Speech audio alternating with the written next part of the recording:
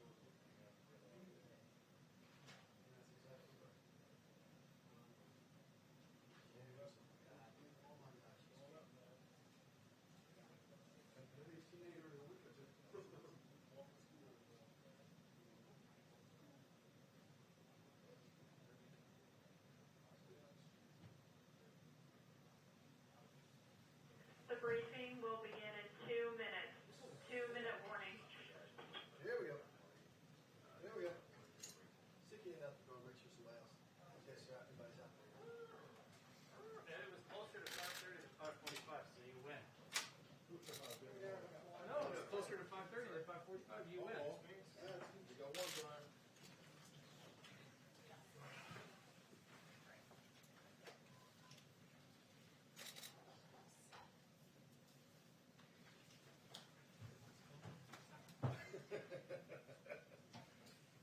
Wait a minute.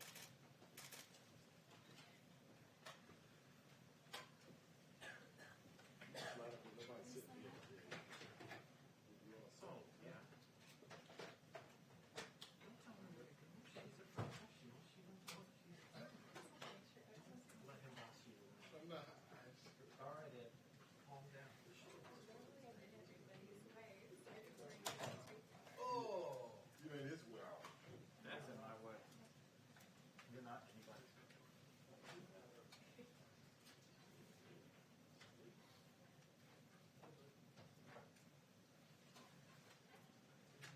Billy Miller, Jason. JB. Oh, it's the shot, man. Knock it down.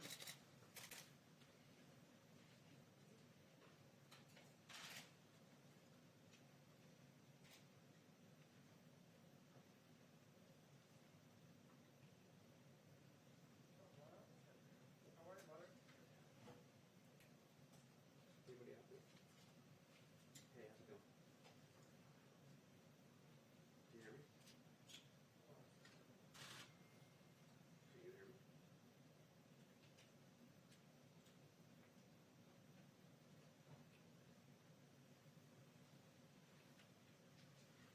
Yes. I do. Do you have audio? No, we won't wait what he's telling.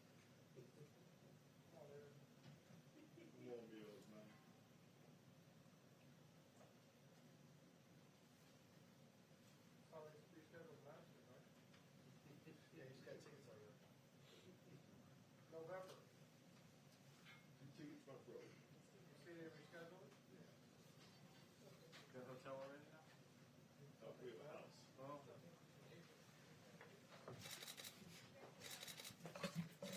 Well, I only agreed, Maybe later. uh-oh.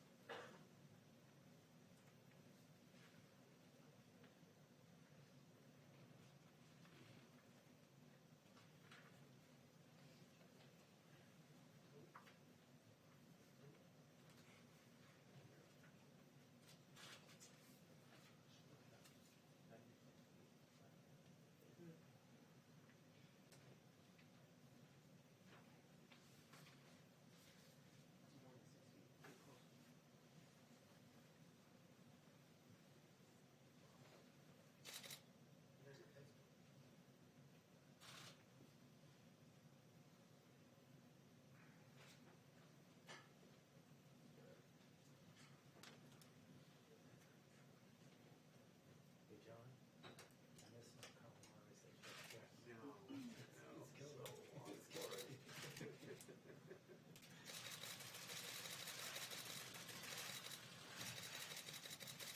Thank you very much. Thank you very much.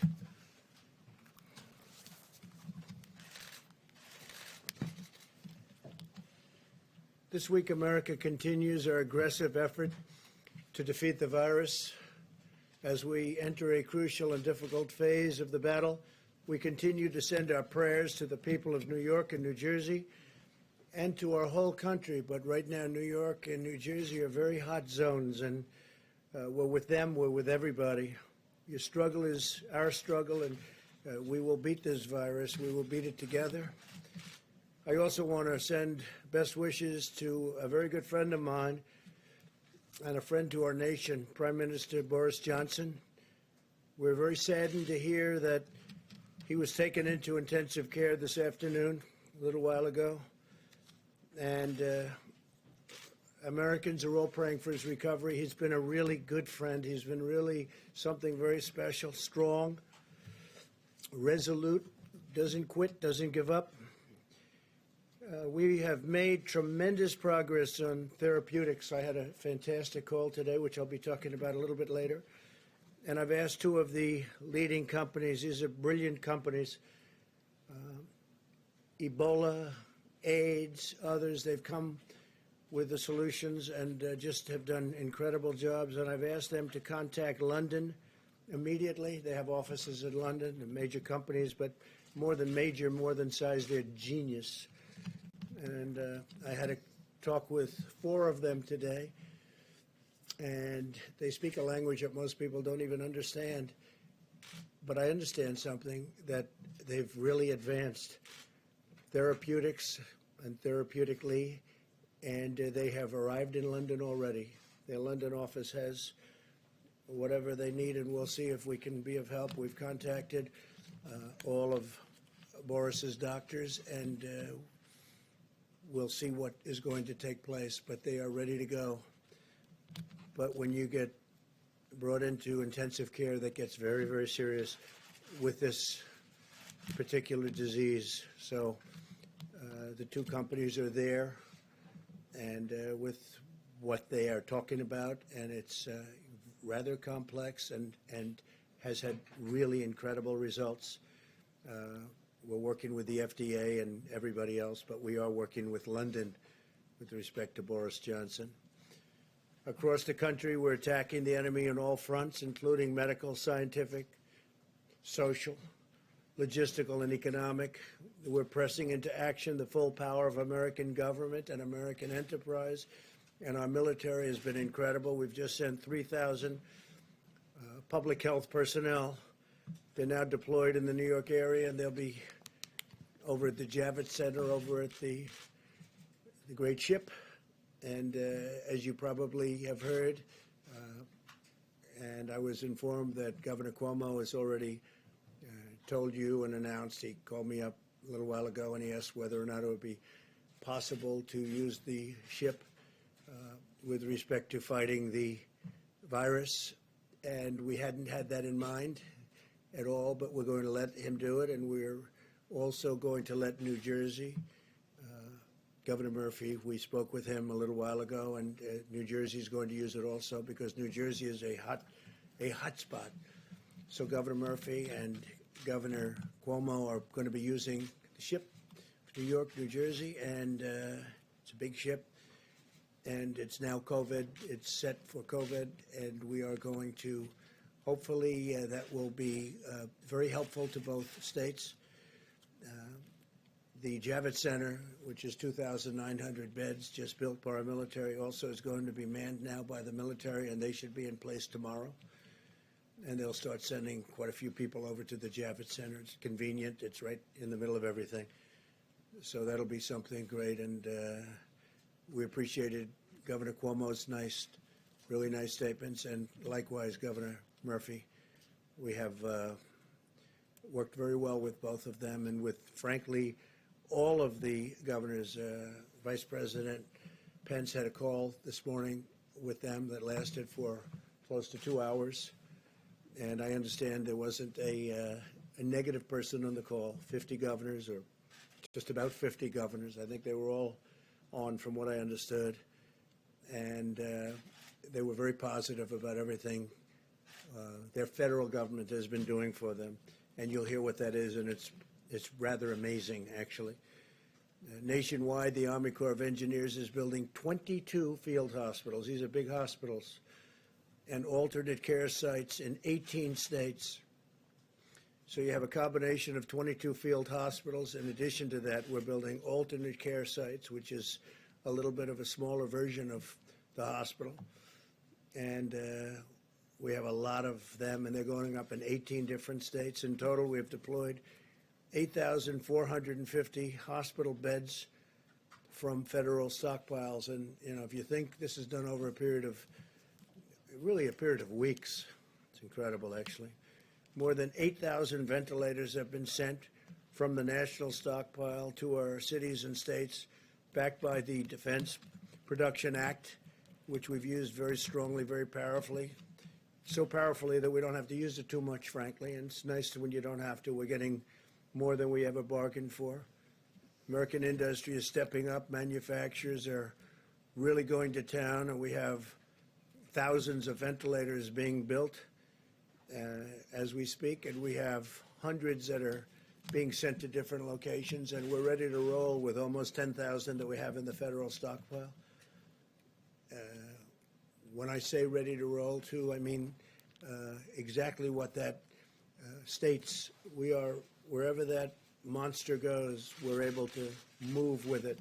Great flexibility. We have tremendous flexibility, and we have people waiting, and they're ready, willing, and able, but waiting to bring them wherever it may be, if they're needed. If they're needed.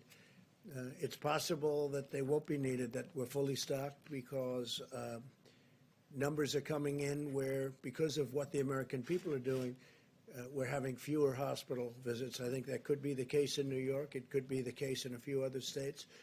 And fewer beds, fewer hospital visits mean fewer ventilators. So we'll see whether or not our original projections were right. But anyway, I had a very good talk with both governors, and I think they're very happy, extremely happy about the what we're doing for them, and especially going all COVID. So that'll take place almost immediately. FEMA and HHS have directly distributed 11.7 million N95 respirators. Think of that. Get the number. 11.7 million N95 respirators. 11.7 million. 26.5 million surgical masks. 5.3 million face shields. 4.4 million surgical gowns, and 22.6 million gloves. 22.6 million gloves. We have also arranged for vast quantities of additional materials to be allocated through donations and existing supply chains. We've also given tremendous medical material and supplies throughout the 50 states and territories. And through Project Airbridge, we have succeeded in bringing plane loads of vital supplies into the United States from overseas. We had an additional 3. These are massive planes, by the way. The big planes are very big, very powerful, and they're loaded to the gills with supplies. And rather than bringing them into our stockpile, as we've discussed, we bring them to all the different locations where they're needed, so we can save a big step and a timely step. Because of my actions under the DPA, I can also announce today that we have reached an agreement, very amicable agreement, with 3M for the delivery of an additional 55.5 million high-quality face masks each month, so that we're going to be getting, over the next couple of months, 166.5 million masks for our frontline healthcare workers. So the 3M saga ends very happily. We're very proud to be dealing now with 3M and its CEO, Mike Roman. I just spoke with him, and I thanked him for getting it done. And Mike was very happy to get it done. Great company. So we're getting 166.5 million masks, and mostly that's going to be for our frontline healthcare workers. Okay? That's 3M. Thank you, 3M. I also want to thank Apple, one of the many great American companies that's really leapt into action. Today, Apple announced that it is now producing plastic face shields for healthcare workers at the rate of 1 million per week. 1 million, and these are the shields that you see on television quite a bit, and they're at the highest level of quality and safety. We're grateful as well to Salesforce, which has donated 48 million pieces of personal protective equipment, including masks, gowns, suits, and face shields. So thank you very much to Salesforce. I urge all of our nation's governors to ensure that the massive deliveries that we've made to your states over the past few weeks are distributed as quickly as possible. So again, we're working very well with the governors. Now, they may see you and say, oh, we're not happy, but they're very happy on the phone. And Mike Pence is a straight shooter, and he had a great phone conversation to them with all of the governors, teleconference. And they're very happy, every one of them. Were there any negatives? No, sir. See? I told you. Mike is the greatest. Mike, and you have done a great job, Mike, and I appreciate it. The whole country appreciates it. Anthony appreciates it, right? Don't you? See?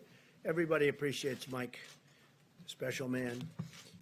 So a lot of the things that we've done, again, are going directly to the states. The states seem to be very happy. If they're not, they can call me directly. They can call Mike directly, and we'll make them happy. But tremendous progress has been made in a very short period. And I think very importantly, the progress has been made before the surge comes, because the next week and a half is going to be a big surge, the professionals tell us. And I think we're in good shape for it, Anthony. So it's good timing, really good timing. We can have this stuff there. It's already there for the most part, but we're bringing a lot of different resources to the various locations, especially where the surge is looking like it's going to take place.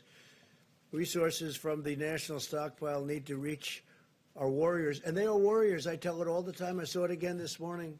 These young, in many cases older, but they're walking into the hospital and they're putting on, I mean, as their doors open, they're going into this place, and, you know, it's not exactly too safe. And they're going in there and they're putting the outfits on and they're putting their masks on and it's incredible. It's like no different than you watch the war movies or you watch the old clips of war running up hills. To me, it's the same thing. Men and women, young and old, but a lot of young people just going in there. They're not thinking about, oh, gee, this is dangerous. They're not saying, oh, I don't want to go in. They're warriors. They're running through those doors. It's the most incredible thing. It's an incredible, beautiful thing. Resources from the national stockpile need to reach these warriors in the hospitals immediately, and we're making sure they do. And again, the states have that responsibility, but we're working with the states, and we're getting the states a lot of things that they can distribute, or when they tell us, we bring it directly to the hospital from the federal stockpile or from the planes that land, without even going to the stockpile. If any state's having difficulty distributing supplies, we urge you to use the National Guard to assist in the delivery. And I have to say, you have done a fantastic job. Deborah, you know that you've done great. Tony, you know that you've done great. But what a job you've done, and I appreciate it. I really do. Your whole group has been incredible. That's a lot of stars you have, I'll tell you that. He's supposed to do a great job when you have 4 stars, right? But the military has been incredible, and I thank them for all of us.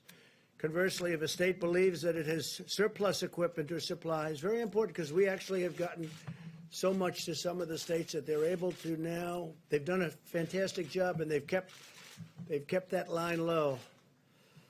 And we have some states that have surplus equipment and supplies, and they're working with us to rapidly redeploy those supplies to areas of greatest need. We thought that might happen.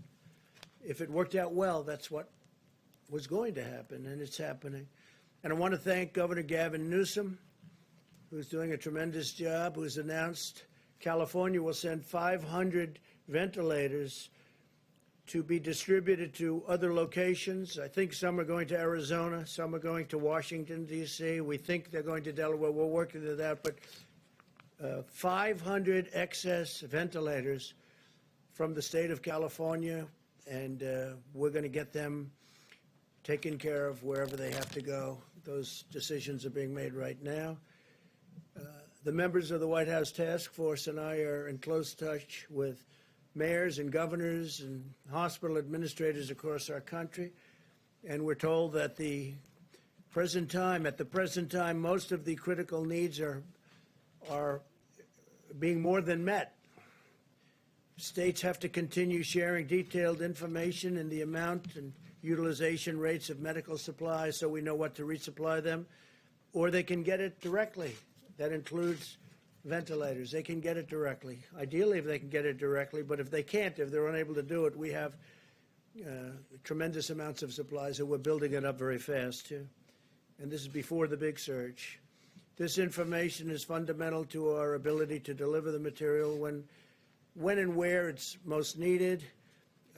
Now, Mike, in his conversation today, I think got some information as to a couple of locations where we're going to be delivering large numbers of ventilators and large numbers of medical supplies, and we'll take care of that.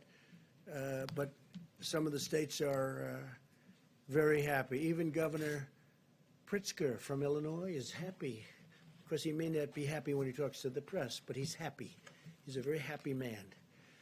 We're increasingly hopeful that the aggressive mitigation strategy we put into place will ultimately allow our hospital system to successfully manage the major influx of cases that we have right now. Again, I say that we're finding, because of the incredible job done by the American people, in conjunction with everybody, governors, the military, federal government, state government, local government.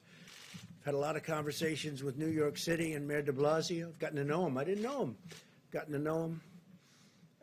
And a lot of people are working hard. Everybody's working hard. A lot of people are doing a great job. I'll tell you that. A lot of people are doing a great job. But the goal is that all Americans have been sacrificing to achieve these last few weeks, things that a lot of people thought were not possible to achieve. And I think we've more than achieved, but we have to go through. Again, we're going to have a rough week. We're going to have maybe a little more than a week. But there's tremendous light at the end of that tunnel. I said it last time, said it last night. There's tremendous light at the end of the tunnel. There's so many things happening with therapeutics, with vaccines, with things that we really want. Deborah, Tony, they're all working so hard on this. But those therapeutics, I mean, look, the vaccines are going to be always a little bit later because of that testing period. But the therapeutics, getting the kind of things that I heard about today, talking to these brilliant companies and brilliant people on the phone was fantastic. It was such an incredible conversation. And I also spoke just a few minutes ago with former Vice President Biden, who called, and we had a really wonderful, warm conversation. It was a very nice conversation. We talked about pretty much this. This is what we talked about. This is what everyone's talking about. This is what they want to talk about. And he gave me his point of view, and I fully understood that. And we just had a very friendly conversation. Lasted probably 15 minutes. And it was really good. It was really good. Really nice. I think it was very much so. I appreciate his calling. As we continue our efforts to develop treatments and cures this afternoon, I spoke with leaders of the American pharmaceutical companies, and just to give you their names, Amgen, Genentech, Gilead, Regeneron. These are four of the greatest in the world for doing exactly what they're doing. And currently 10 different therapeutic agents are in active trials, and some are looking incredibly successful, but we have to go through a process. And it's going to be a fairly quick process, I will tell you, based on what the FDA told me. And another 15 are in plans for clinical trials. So they're advancing rapidly. And today, a second company announced that the FDA has authorized its vaccine candidate to begin clinical trials. So you have Johnson & Johnson is already there. I believe they're the one that's first. And now we have a second company that just announced, and was just approved. So we have two companies at that level for the vaccine itself. We've now performed 100, well, if you think of this, 1.79 million tests. That's 1,790,000 tests nationwide. And I think we're going to put up a screen here someplace. Good, they're on cue. They're just on cue. And here it is. This is the process starting on 5 March and ending right there, right about now, right? That's about it. So, and it's going up at a rapid rate. Nobody has done more testing. And one of the reasons why they say, and I think I can say this, Deborah, very strongly, but one of the reasons that we have more cases is we've done more testing. If I went to some of these countries that have, in my opinion, far more people than we do that had the problem, and if we did the kind of testing proportionally that we're doing, they'd have many more cases than us. But we have more cases because we do much more testing. So when you do the testing, you have cases. Otherwise, you wouldn't know about the cases. People sit home, you don't know about it. But we have now done 1,790,000 tests nationwide. That's more than any other country in the world. Hence, we have more cases. And that number is growing by nearly 125,000 people per day. Think of that one. So it's growing by 125,000 people per day. I told you about South Korea. This is a, vastly faster. And we also have, they say, the most accurate of tests. CVS is launching, and they've been great. 2 new drive-through testing sites in Atlanta, Georgia, and Providence, Rhode Island. And each location will be able to test up to 1,000 patients per day using the ultra-fast 5-minute test developed by Abbott Labs. Now they're down to 5 minutes. They call it the ultra-fast. It's very accurate. Abbott Labs, I want to thank them. They've been fantastic. We're also speeding urgent economic relief to the American worker and families and the employers. As of today, tens of thousands of small businesses have applied for more than $40 billion in relief under the Paycheck Protection Program. You've all been reading about it, and it's really, it's only been going for a couple of days. It's really been performing well. A couple of little glitches, minor glitches that have already been taken care of, what they say. These funds will result in nearly 2 million jobs being preserved, so we're taking care of our workers, small businesses and our workers. Nearly 3,000 lenders have already made loans under the program, and we're signing up additional lenders very quickly, rapidly. Community banks have been very responsive, and larger banks are also stepping up. If we run out of funds, by the way, we're already preparing because it's going so fast for the small businesses and their employees. We'll ask Congress to refill it immediately. But the banks have been great. The big banks, the Bank of America was right up there at the beginning. J.P. Morgan Chase has been great. After the first day, they really came through, and a lot of the big banks, but the community banks have been fantastic. As we announced last week, we are providing $100 billion in direct support for our hospitals. And the first tranche, $30 billion, will be distributed this week. So I want to say one other thing. Our farmers, we love our farmers. And as you know, as of April 1st, the China trade deal, $250 billion, they purchased $250 billion from us, if not more. And of that, approximately $50 billion is expected to be with our farmers. So it kicked in as of April 1st, and we'll see how it goes. It seems like they're buying, so we'll let you know how that's going. But they're buying anywhere from $40 to $50 billion worth of our agricultural product. That should have a huge impact on our farmers, a tremendous impact on our farmers, but we're watching it very closely. To fight the medical war, we've mobilized the unbeatable, and it is unbeatable strength of American determination, ingenuity, and compassion. I got to see that when I spoke to the great science, because I call them science companies more than drug companies. They're scientists. We've seen businesses, charities, and private citizens making generous donations. So many people are making donations. We've seen states and cities supporting and helping each other and care for our citizens. And we've seen Americans of all backgrounds and beliefs uniting together to answer the challenge and rise to the moment, and that's what they're doing. Above all, we've been awed and inspired by the exceptional courage of the doctors, nurses, EMTs, and healthcare workers who are the soldiers of this war. No words can ever express the complete measure of our gratitude for these intrepid heroes. One Cleveland patient credited his medical team for not only saving his life through their skill, but forever changing his life through their example of selfless devotion. Couldn't believe it, so generous he was with his statements. And he talked about their bravery in an area that was in such trouble, an area of that hospital where people were dying, and he talked about their bravery. Another survivor in Houston said simply, I will consider them my angels forever. I will consider them, think of that, my angels forever. As our nation endures the depths of loss and grief, we are also witness to the summit of American virtue, character, and courage.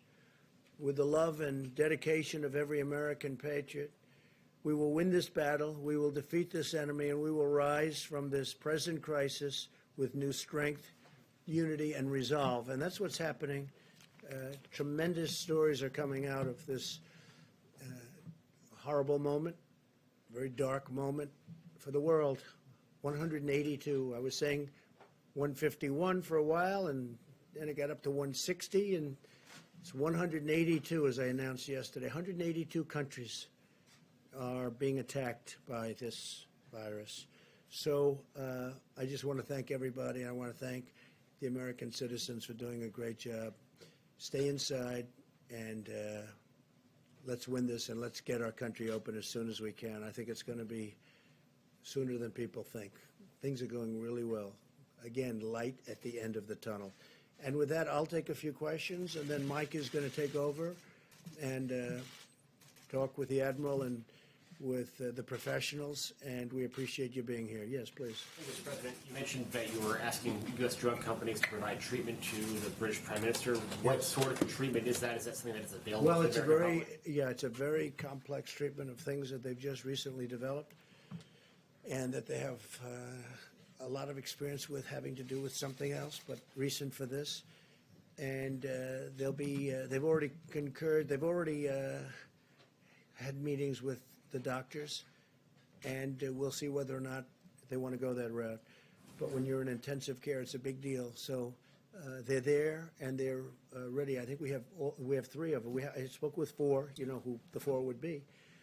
And you know the people within those. You'd know the companies. I told you the companies, but the people are the greatest in the world. So they're at the hospital, and we'll see. And they have everything with them should it be needed. Hopefully it won't have to be needed, but should it be needed. I found Boris to be a fantastic person, just like a fantastic, warm, strong, smart guy. He loves his country. You see that? I mean, he fought like hell for his country. And intensive care is big stuff, really big stuff. Yesterday you were asked about this as well, but now that he's been moved to intensive care, does that give you and the Vice President any pause or additional concerns, steps that you're taking to preserve the continuity of government here? No, I don't think so. Mike had his test a couple of days ago. I had my test a couple of days ago. So, and we're here, and here you are. So, no, I don't think so. But I think we'll probably, just because of questions like that, I think we'll probably have maybe quite a few tests. It's not the worst idea. You know, the system of testing now is so quick and so easy. So I could see, and you were tested again today? You sure you're okay? I'm okay. Good, then I'm staying here. Despite the nearly 1.8 million tests that you say the United States has done, the Inspector General for the Department of Health and Human Services released a report today, a survey of more than 300 hospitals across the country. And the number one complaint from those hospitals were severe shortages of testing supplies and Well, a it's really just long wrong. wait time. I mean, It's a just week wrong. or longer. And did I hear the word Inspector General? Really? It's wrong. And they'll talk to you about it. It's wrong. But this is your own government. Well, where did he come from, the Inspector General? What's his name? It came from the Inspector No, General what's his name? report. What's I his don't name? know his name Well, off the top find of me my his name. head. Let me know, okay? If But- you find me his name, I'd appreciate it. But sir, these are hospitals All I can tell that you do is not- this: we sir, put up on the these board. are You're going to ask the Admiral, but These are we are hospitals doing. who say that they're waiting a week or longer Fine. to get You'll their speak to test the Admiral. results. Why But is we've it done still more taking so testing long? and had more results than any country anywhere in the world. They're doing an incredible job. Now they're all calling us. They want our testing. What are we doing? How do you do the 5-minute test? How do you do the 15-minute test? So give me the name of the Inspector General. Could politics be entered into that? Go ahead, This please. is our Go ahead. Thank you, sir. Are you worried about retaliation to your decision to ban export of medical goods, like Indian Prime Minister Modi's decision to not export hydroxychloroquine to the United States and other countries? I don't like that decision. I didn't hear that that was his decision. I know that he stopped it for other countries. I spoke to him yesterday. We had a very good talk, and we'll see whether or not that's his. I would be surprised if he would, because India does very well with the United States. For many years, they've been taking advantage of the United States on trade. So I would be surprised if that were his decision. He'd have to tell me that. I spoke to him Sunday morning, called him, and I said, we'd appreciate your allowing our supply to come out. If he doesn't allow it to come out, that would be okay. But, of course, there may be retaliation. Why wouldn't there be? Yeah, please. Thank you, Mr. President. The Paycheck Protection Program has gotten off to a confusing start for small I don't businesses think so. I think it's because done very well. Wells Fargo has stopped taking applications. Bank of America Not initially anymore, they haven't. prioritized taking applications from clients that were already Bank of borrowers. America has So- been the leader, taking tremendous numbers of applications. And, of course, there may have been, they wanted to have a slightly different application. They wanted to have a little different information. But Bank of America has been a leader. They're number one in terms of applications. I wish you'd ask the question differently. Why don't you say it's gotten off to a tremendous start, but there are some little glitches, which, by the way, have been worked out. It would be so much nicer if you do that. But you're just incapable of asking a question Sir, what in a oversight positive measures way. is the federal government It's putting already in done. place It's already to done. ensure that there is It's taken the fairness? measures. It's taken the measures. And we may even do a different system. Not with this. We're going to have to probably add more money to this to save and to keep our small businesses going and to keep the employees of those small businesses working. But it's such a positive event, and you ask it in such a negative way. It just, I wish we had a fair media in this country, and we really don't. Speaking of unfair, go ahead. Mr. President, the acting Secretary of the Navy told the crew of the USS Roosevelt that Captain Crozier was either, quote, too naive or too stupid to be in command. Is it appropriate for the Chief Officer of the Navy to be speaking this way about this captain? Is this Well, I the haven't right heard way- it exactly. I haven't heard. I heard they had a statement that was made. If that were the statement, it's a strong statement. Look, the letters shouldn't have been sent, and certainly they shouldn't have been leaked. This is a military operation. I must tell you, I've heard very good things about the gentleman, both gentlemen, by the way. I will say this about both gentlemen.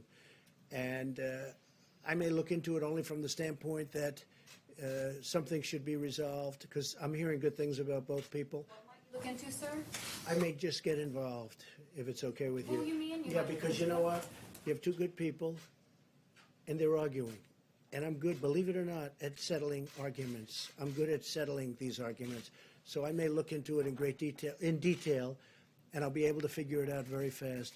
But that was a statement. It's a rough statement, but look, Reinstate him look, if you look. decide it was- Letters should not have been sent to many people, unclassified. That was a mistake. It's a mistake that shouldn't have been made, because it's unfair to the families of the people on the ship because they get nervous, and it shows weakness. And there's nothing weak about us now, not anymore.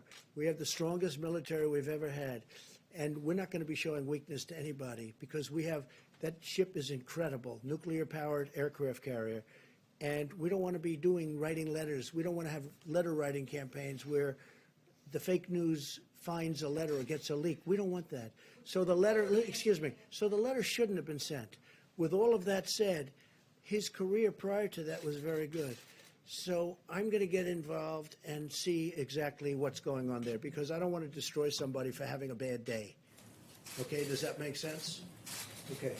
Yeah. Mr. President, Vice President Biden's spokesperson said that he made some suggestions to you about actions that you could be taken to deal with the pandemic. He did. We had a very good talk. We agreed that we weren't going to talk about what we said, but we had a very, very good talk. It was a warm talk.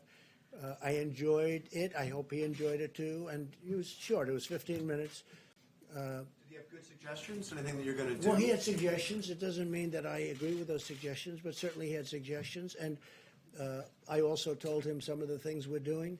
But the conversation was a friendly, very friendly conversation. Yeah, please.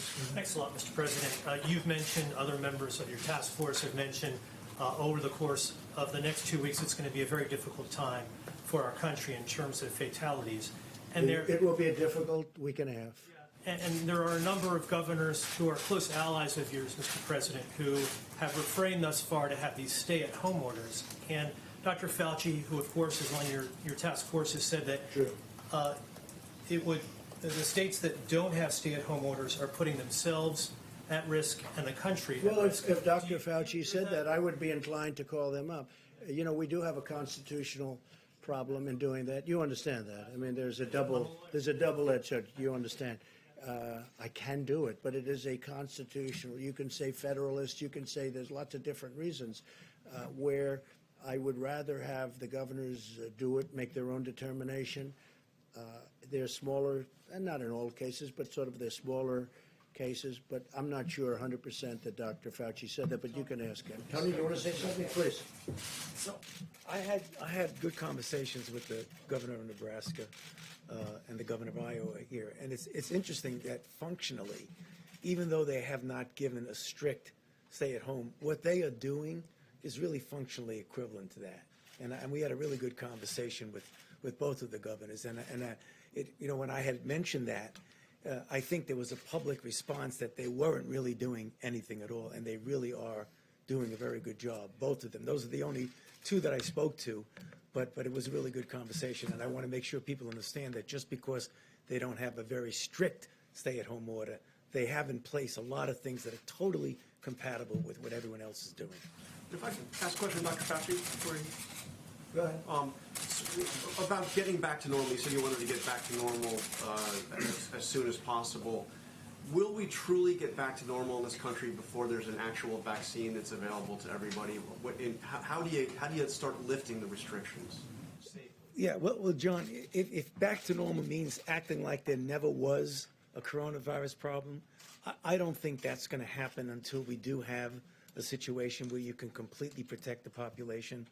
But when we say getting back to normal, we mean something very different from what we're going through right now. Because right now we are in a very intense mitigation. When we get back to normal, we will go back gradually to the point where we can function as a society. But you're absolutely right. I mean, if you want to get to pre-coronavirus, you know, that might not ever happen in the sense of the fact that the threat is there. But I believe with the therapies that will be coming online and with the fact that I feel confident that over a period of time we will get a good vaccine, that we will never have to get back to where we are right back now. So if that means getting back to normal, then we'll get back to normal. I think that with the therapies, and I think that with the vaccines, which I have total confidence are coming, and I'm dealing with the companies. I'm talking to Johnson & Johnson. I'm talking to all of them. I think that when you add the tremendous stimulus that we're giving, like, for instance, deductibility for restaurant expenses for restaurants and entertainment, the money that we're talking about for small businesses and employees to keep everybody working, and other things that we're frankly working on right now, which are going to be great for our people. I think when you add that to it, I think we can get more than back to normal from an economic standpoint, actually be better, but more than back to normal. But I would agree that we'd love to see a vaccine, but immediately would love to see a therapeutic. And I think we're getting very close. Do you think you'll be able to lift restrictions on April 30th right now? I don't want to comment on that, but I can tell you that we certainly want to try. We certainly want to see what's going on. We're doing very well. Look, you look at those. You look at most places where that, you can call it the bump, you can call it the hill, you can call it the mountain, you can call it whatever you want to do it. It's very flat. You take a look, and that was done through mitigation. That was done through a lot of good work, and that far exceeded our expectations before. I mean, people can't even believe how low some of those bumps are, some of those hills are. They're very surprised. Now, you have a couple of tough ones. New Jersey's been very tough, and New York has been very tough.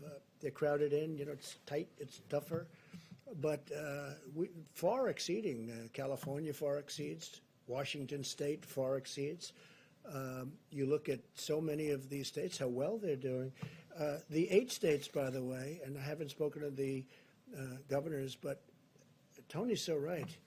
They may not have it from the standpoint that they're saying it, but those people are practicing it, and they're doing a fantastic job. Take a look at where they are in terms of the levels, but take a look where they are. So But if I thought it was something that, and I've looked at him, and I've looked at him very carefully, looked at him today, looked at him yesterday, from a constitutional standpoint, I'd love not to get involved with that, and not from a legal standpoint, just from a moral constitutional standpoint. Because legally, I can. But morally, I believe in our Constitution much more so than most people. And I'd love to be able to let the governors do what they have to do.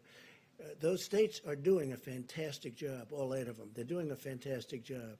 So we'll see what happens. As for your question, you fully understand what I'm saying, so thank you. Yes, please. Hi. 2 questions, if I may, one from somebody outside the room. But first, can I ask, do you think Boris Johnson, when he talked about shaking hands with hospital patients, did he downplay the threat of this virus too much? And do you know exactly what his current Well, I think Boris was looking at it differently. He was looking at it earlier. He was looking at it like ride it out. There were many people thinking about riding it out, meaning, whatever it is. But then you see what starts to happen, and the numbers become monumental, and they decide not to do that. We actually moved early. We moved early because of what we did with respect to the ban on China coming in, and then Europe coming in. That was an early ban, too. And then UK. No, he waited a little while, and he felt that, but he got, he made a decision very quickly thereafter to do what they did, and they've gone to a very strict lockdown. But they're suffering greatly as a nation right now. They're going through a lot. They're a nation that's having a difficult time. But I've gotten to know him. He's just such an incredible guy. It was just so shocking to see that, because you know what that means. Intensive care is a big deal with regard to what we're talking about. That's a very big deal, very scary deal. Yeah, please, Jeff. Just somebody who can't be in the room due to social distancing has asked me to ask a question. It's Thomas Howell of the Washington Times. How many health workers in the US have become infected with COVID-19? And if the answer is not known, will the CDC be publishing that data I soon? could get you that information. I think they'd probably be willing to give that, right? Yeah, we could get you that information. Jeff, please. Mr. President, OPEC is meeting on Thursday, and they have said that they are willing to make a cut in production if the U.S. chips in as well, which suggests that they want you to ask U.S. producers to do an Well, you're the first orchestrated one cut. that's told me that. I don't know. We'll have to make that decision. And maybe we will, maybe we won't, but we'll have to make that decision. But you would- I think the cuts are automatic. If you're a believer in markets, I can guarantee you there's a cut from pre this condition. Look, this happened because of the virus. The virus knocked out 40%. It went down in 1 hour. I mean, literally, when places closed up, you're talking about a 40% cut. No, I think it's happening automatically, but nobody's asked me that question yet, so we'll see what happens. I'll let you know on Thursday evening. All right, that's the deal. Okay. But you would consider asking U.S. companies to Well, I think reduce... it's automatic, because they're already cutting. I mean, if you look, they're cutting back, because it's market, it's demand, it's supply and demand. They're already cutting back, and they're cutting back very seriously. But if OPEC is asking for a signal from Well, the nobody's U.S. asked me that, so if they ask me, I'll make a decision. Okay? But again, it's happening anyway. Yes, please. In light of all the discussion about Prime Minister Johnson and his health, can you update us on the status of the second half of your physical that you were going to have this year? Yeah, so I had a physical. The first half was very successful. I did it on a day when I was in the White House, and we were able to do that, as the doctor reported. And I have the second half of the physical different. Probably is done at Walter Reed, and I'll do that at the appropriate time, but I feel very good, and according to the doctor, very good shape. And can I just ask you again on the idea of a national stay-at-home recommendation? What is giving you so much pause about making a recommendation? I told you. He understood very well. I appreciate your understanding. It's not an It's order, called just the a Constitution of the United States, and I'd rather have, if possible, for the governors to make the decision. If a decision was very necessary, and they have done a good job, and Tony said it better than anybody, they are doing what we're asking them to do without having to put the seal on it. But I will say, if I thought it was necessary, I'll do it in a heartbeat. Do you agree with the Georgia governor opening the beaches? Opening what? The beaches? I haven't seen. I'm going to have to see to what extent. I'm going to have to see how many people you're talking about. Are they crowded? Are they packed? Are they not packed? We'll have to take a look at it. Right now, it's very early for beaches in Georgia. So right now, very early, so I'll take a look at it. He's done a very good job as the governor. He knows what he's doing, but we'll have to take a look. It really does depend on, how crowded it may be. But I will talk to him and I will ask him that question. I would ask him, yeah, please. Mr. President, you said last week that you were considering travel restrictions around hotspots. Is that something that's still on the table, and at what point? We're looking at it, and the airlines have been cutting their routes. You saw that yesterday. They announced big cuts in routes. We need some flights for emergency use for military people. We need some flights for medical people, and there are very few flights, as you know. And the flights that are going out are, I think they said they're 3 to 4% full. You have 3% of the plane that's occupied, so it's they're very generally very empty planes. But it's good to have. It's a tiny amount of flights relative to the overall, and we need them also for medical workers. Otherwise, we're going to have to do a whole big thing with our own planes. So they're done for a reason. There's also testing done when people get onto those planes, and also when people get off the planes.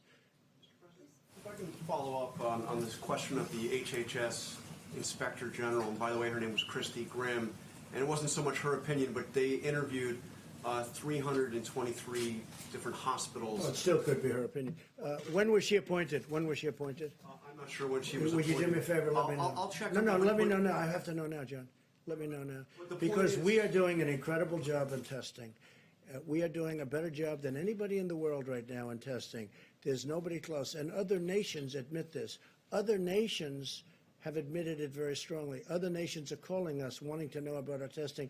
Let me know when she was appointed, would you? Specifically, Go ahead, what please. she was saying was that there had been a delay in the Okay, thank you very much. Go ahead. Thank you, Mr. President. Only last week, there were multiple flights coming from China full of medical supplies. Yes. Companies like Huawei and Alibaba has been donating Right. to the United States People I know very well. 1.5 million N95 masks, and also a lot of medical gloves and much more medical supplies.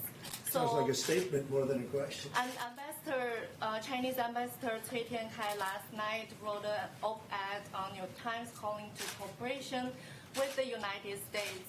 So are you personally working directly with China? We just signed a trade deal. Also fighting with the It's the virus? biggest deal probably ever made. And I hope they're going to honor that trade deal.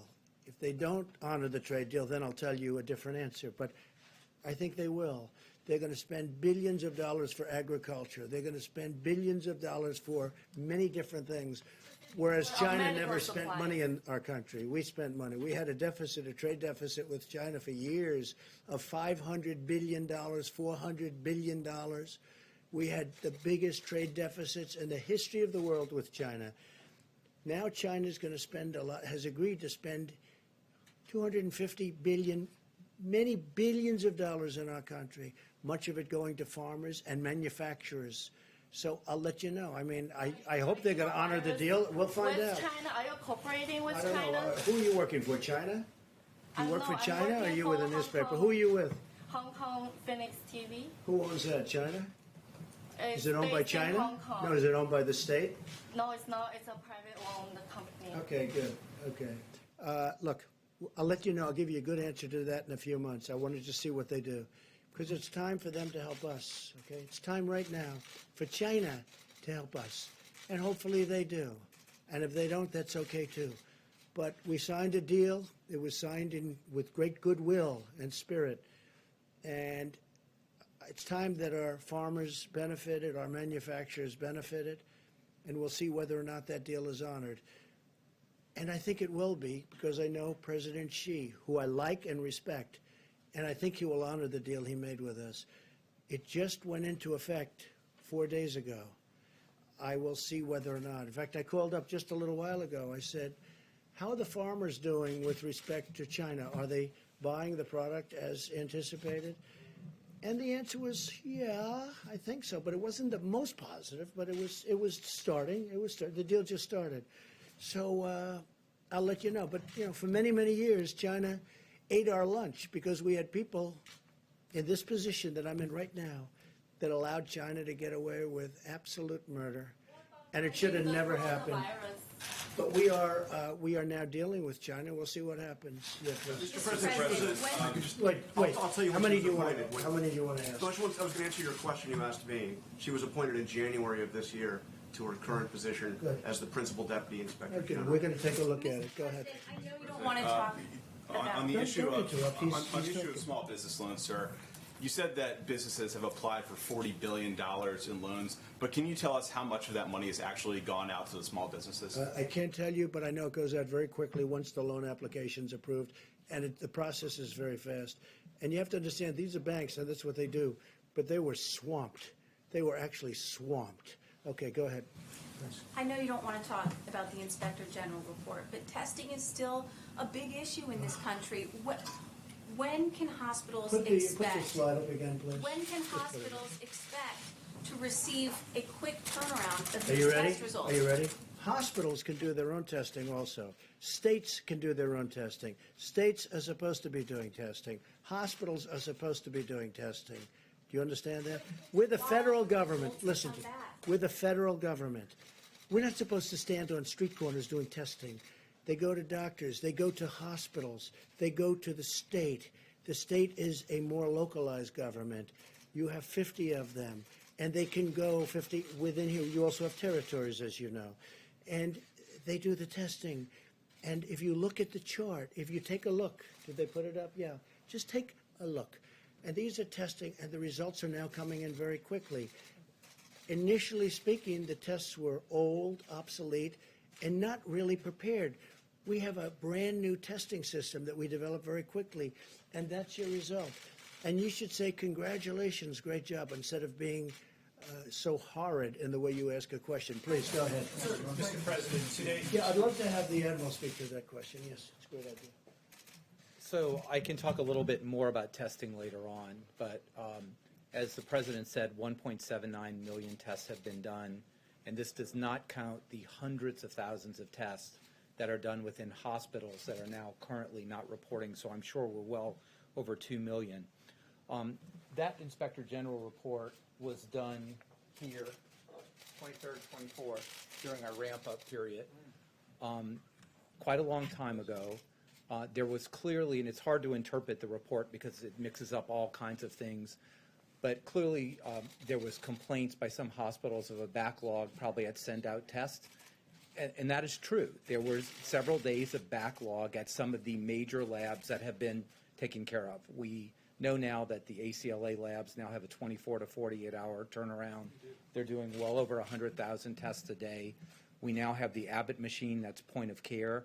That's 18,000 of those instruments throughout the country. The Cepheid machine is now all across the country with a 45-minute turnaround. So we have worked directly with many of the hospitals that have their own laboratory-derived tests. Some of those really, quite frankly, didn't understand the regulatory freedom they have to use other different kinds of instruments or different kinds of reagents. So like they do now, and I'm on the phone with them all the time to make sure that everything is clear. We have a 24-hour call number. But that's what it was there for. And I don't know the Inspector General. I don't know that person. I tell you one thing I have a problem with. If there was such a problem that she knew about or he knew about on March 23rd and 24th, why did I find out about the tests from them on the news media at 8 o'clock this morning? If there was a problem, I think you're ethically obliged to tell me where that is so we can interact with it like I do every single day. But that's a discussion for the future. I think testing is really in a good position right now, and I'd be happy to expand on some of the really good tests that are coming up. How long has that person been in government? Did serve in the previous administration. Oh, you didn't tell me that. Oh, I see. You didn't tell me that, John. You didn't tell me that. Did serve in the previous administration. You mean the Obama administration. Thank you for telling me that. See, there's a typical fake news deal. You asked me when she was appointed. I told you when she was appointed. You're a third-rate reporter, and what you just said is a disgrace, okay? You asked me, you said, sir, just got appointed.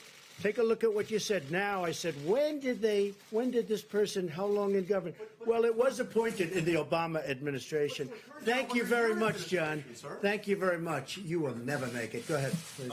On the ventilators, Well, maybe that's a this is best terrible for Admiral Giroir, but Can you tell us today how many ventilators are in the federal stockpile? I'm not going to tell you how many are in the stockpile, but I can tell you that we look at ventilator use granularly every single day in every single state and down to the hospital level. So we have been able to meet and easily meet all the ventilator requirements that have been brought to us by the state.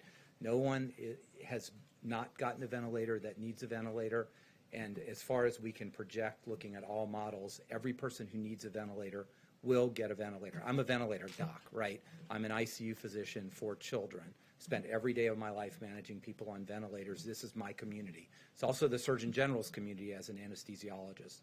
So what we have in the stockpile, I think, is not a number that we give out, but we have thousands remaining in the stockpile. And now you're seeing out of the appropriate American spirit that when a state like Washington or California doesn't need that ventilator, they're doing the right thing by moving them around the country. It's about 9,000, just so you understand. That's right. It's about 9,000. And by the way, you didn't tell me also that this Inspector General came out of the Obama administration. You didn't tell me that either. Okay, please, go ahead. Go ahead. I'm looking, sir, just quickly here, I'm looking at this Inspector General's bio. She appears to have served in government since 1999, but I was hoping to ask you about your call with former Vice President Joe Biden. Is there something that you learned on that phone call, and has that changed your opinion? No, I understood his views before the call. Has that changed your opinion about speaking to people I just think he's very nice. I think he's a nice man. I've always thought he was a nice man. I don't know him. I don't know if I ever spoke to him before, other than to say hello. But I think he's a nice man. We had a very nice call. Do you want to seek now the counsel of some of your predecessors, George Bush, No, but Barack we Obama? may, no, not really. We're doing a great job. Hey, this administration, we inherited a broken system, both militarily, where we've rebuilt our military, where we now have so much ammunition, where, as you remember, a very important general said, sir, we have no ammunition. They want to save money on ammunition. They didn't want to save money because they spent money like nobody ever spent money. But you know what? We now have a great military rebuilt, and we have so much ammunition, we don't know what to do with it, okay? And that's a nice feeling to have. But they also gave us empty cupboards. The cupboard was bare. You've heard the expression? The cupboard was bare. So we took over a stockpile where the cupboard was bare and where the testing system was broken and old. And we redid it. And frankly, it would be okay for a small event, but not for a big event. And they had a chance to do it. Somebody said that a certain person, I won't tell you, but a certain person said this will happen. And that's true. The problem is that person never did anything about it. Previous administrations, they never did anything about it. You know, we all know all about pandemics and all of the things that we're seeing now, but nobody thought it was going to happen. And if we did think it was going to happen, the problem is nobody did anything about it. We did. We have rebuilt the system, and now we're a fine-tuned machine. We built thousands of hotel beds for New York. We moved a ship in that now we're going to make for COVID-19. We are going to make it so that people having this horrible thing happen to them will be able to use the ship. The ship, as I said, is going to be shared with New Jersey, New York and New Jersey. We've done things that are incredible. When you build, 18 hospitals? We built 18 hospitals. We built medical centers all over the country. And when you have Gavin Newsom and other governors who really have been very nice and generous in their statements, because they make the statements to the press, not just to my face. Others tell us how great we're doing, like the call that Mike had today. I heard from other people that were on the call. He said it was incredible. It was 2 hours, and everything was positive. They were so happy with what we've done. And we're ready to do more if they need it, because we're ready to march. The Admiral can tell you, we are sitting there with 9,000 ventilators, and we're ready to march when we see that we can move very quickly. As soon as we see that need, we can move very quickly. We're ready to march. We built a great system. The problem is the Democrats, like a guy like Chuck Schumer, who's a total lightweight, by the way. I've known him for a long time. He'll say, why don't you put a military man in charge? Military man? I have all military men. This man is doing an incredible job. We have 2 admirals, numerous generals. We have the Army Corps of Engineers. We have FEMA.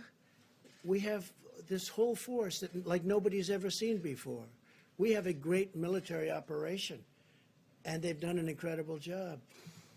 And honestly, people should respect, because nobody's ever seen anything like what we've done. And what they end up with, forget about me, don't worry about me. I will only get bad. If I say, how many ventilators do you need, Governor? 1,000 would be great. I said, nope, I'm going to send you 10,000. And then you'll call up from the media. You'll say, how did Trump do? We're not happy. He didn't send us enough ventilators. Because that's called politics.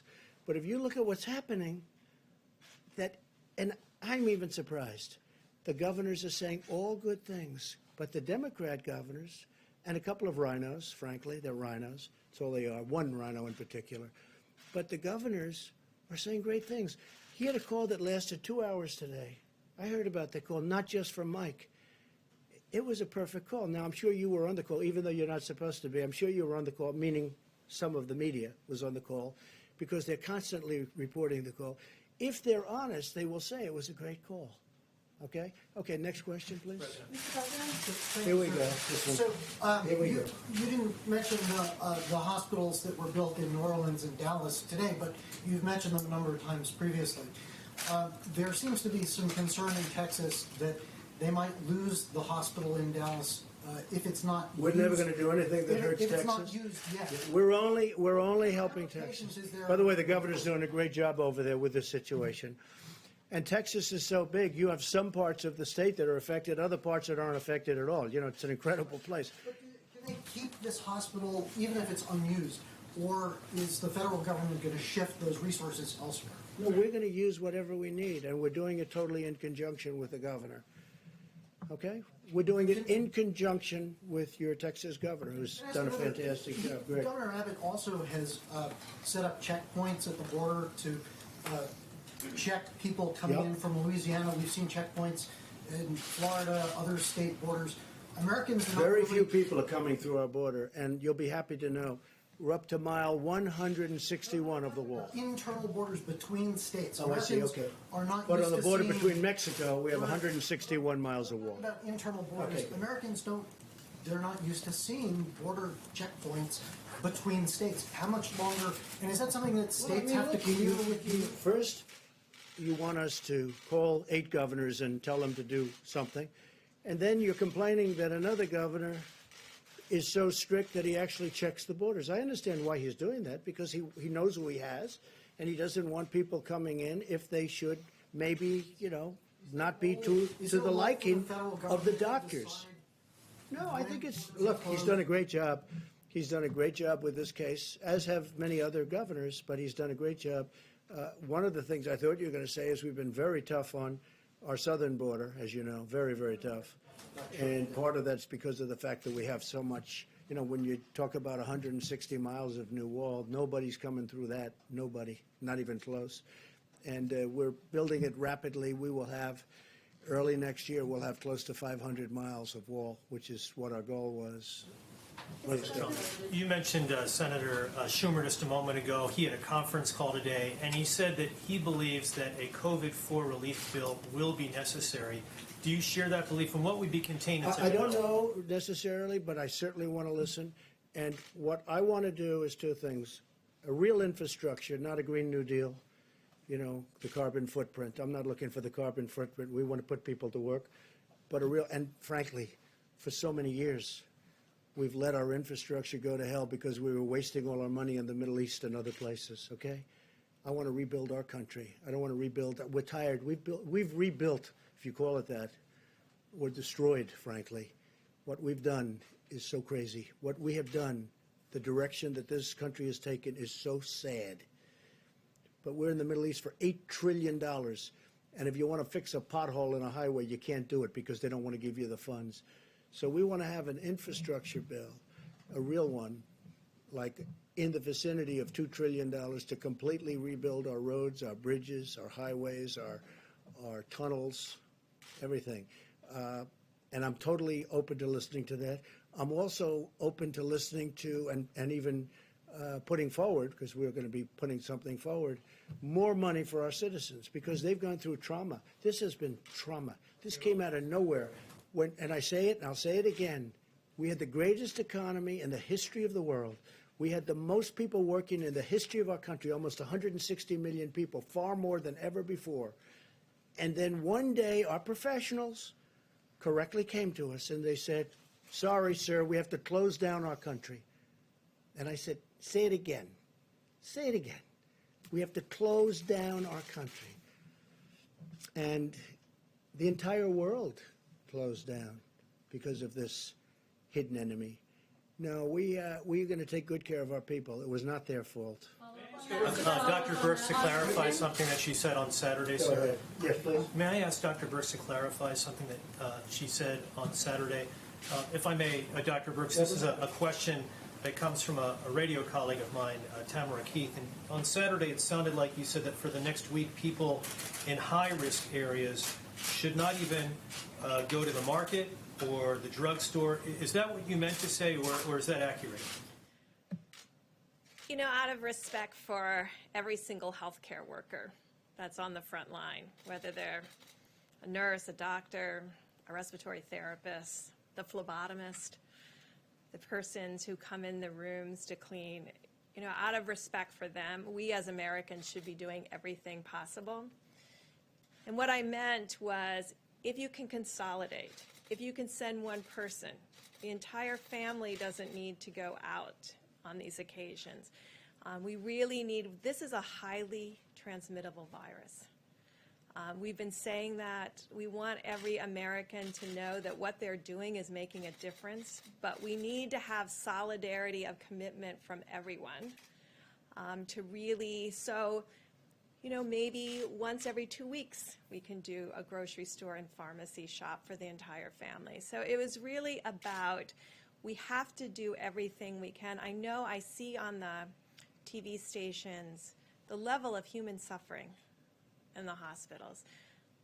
Dr. Fauci and I and Admiral Giroir have spent our lives taking care of others.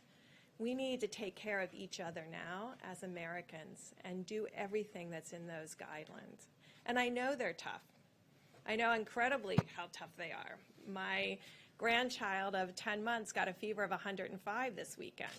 I'm the doctor, and I couldn't get there. I mean, so I'm trying to explain to my daughter how to listen to her lungs, how to listen to her lungs, So and then the baby's lungs. You did not get there? I did not go there. Good, I'm very happy with that. Because of you two. I mean, when you can't take that kind of risk with the leaders of the country. Your grandson's okay? Daughter, but she's That's coming a lot out of temperature, 105. Yes. But, you know, we're all, and that's just an illustration that I know you all are making sacrifices, and I guess I want everyone to take this seriously. So that was really a call of seriousness of how important this is and how we're starting to see the impact, but you can see what can happen when you come at this a little bit too late. And that's why the message, before you see it, before you have to see your hospitals and your emergency rooms overwhelmed, it is on us as a member of this community, of this country, to do everything possible to save one another. And so that was really what I was saying, and I will continue to say that, because I do believe it's making a difference. You can start to see it making a difference, but we have to do even more right now, because that will predict where we are 2 or 3 weeks from now. Thank you, Deborah. And it is making a big difference. I saw where Governor Cuomo was a little bit upset today over the weekend. A lot of people outside, and they were pretty big groups of people. I saw that. I noticed that, and he wasn't happy with that. And I could understand that. Look, we have a short period of time. Hopefully, it's a short period of time to go, and let's get it done. Let's get it done. Kristen, did you have a question? Yes, I did. Thank you. You're so quiet. Follow to just got here. Because you have your own show. Quick follow to the question about legislation. I know there's discussion about a phase 4, but are you also looking seriously at a second round of direct payments? And are you putting discussions on a potential phase 4 on hold for now while you pursue that? Well, I was opposed to the way of distribution, money distribution through, as you know, unemployment and through the state offices, because they have very old, not all of them, but many of them have 40-year-old equipment, as I've said, and it makes it very difficult. But that's what they're looking, that's what they want to do. That's the way it's mandated to do. I thought it would be better if we did a direct payment system, but the Democrats really wanted it, and I think they had some help from a couple of people that I would have, had I spoken to them, I would have convinced them otherwise, I really believe. But it's getting out, and the federal government has done its job. All we can do is give this massive amount of money to the states The states then are responsible to distribute it, a little bit like we're talking about here. But the money will be right on time from the federal government. Then the states have to do their job in getting it out. There need to be a second round of those payments. We could very well do a second round of direct. I would do it direct. Is that under serious discussion right now? It is absolutely under serious consideration. And in terms of Chuck Schumer, he also said he spoke to your chief of staff about potentially appointing a czar to oversee the supply chain. Is that something that you But would we consider have people that are so talented. I know the people he suggested. They're wonderful people. They worked here. They're wonderful people. He's just doing that because it's politics. Because you know what? Right now, We have many, depending on what. In terms of testing, this gentleman right here. You know who the point person is? This gentleman right here. He's the one in charge of the task force. But Mike, you may want to tell him about them, because this is really a military operation. In terms of the supply chain. Let me answer your first question, if I may, because it's a very good question, and I spoke to Senator Schumer night before last about just that. When the president signed a declaration of national emergency, he stood up FEMA as the lead agency implementing his policy to marshal a whole of government response. And under FEMA, we provide federal support. The state manages the healthcare response, and healthcare providers and first responders implement that response on a local level. Our lead on this issue in implementing it is Administrator Pete Gaynor. But the man managing all of the supplies, and you heard a presentation this weekend about our air bridge, what we also call the control tower. We literally, with Admiral John Polovchik at the helm of our logistics effort, we have visibility now on all the supplies that are moving across this country and into this country from around the world. It really is extraordinary. I mean, when the president tapped FEMA to lead this effort, we essentially wanted to say, we want to organize this in a military fashion. And we tapped really someone who is widely regarded as the #1 supplies and logistics military officer to do just that. He really is an extraordinary individual. Admiral Juar has known him for a long time. And to be working with Admiral Polovchik, we speak every morning. Our team reviews the data. We go over that with Administrator Gaynor and Admiral Polovchik. We talk about an extensive team that's identifying supplies around the country and around the world. And then, as we were explaining to governors today, we work with the requests that are coming in from states with a priority on the areas that are dealing with widespread outbreak, like the greater New York City area, New Jersey, Louisiana, focus on Detroit, focus on Chicago and Illinois. And then what Pete Gaynor and Admiral Polovchik are doing is directing those commercial distributors to send the resources directly to the front lines of the battle against the coronavirus. It is an extraordinary system.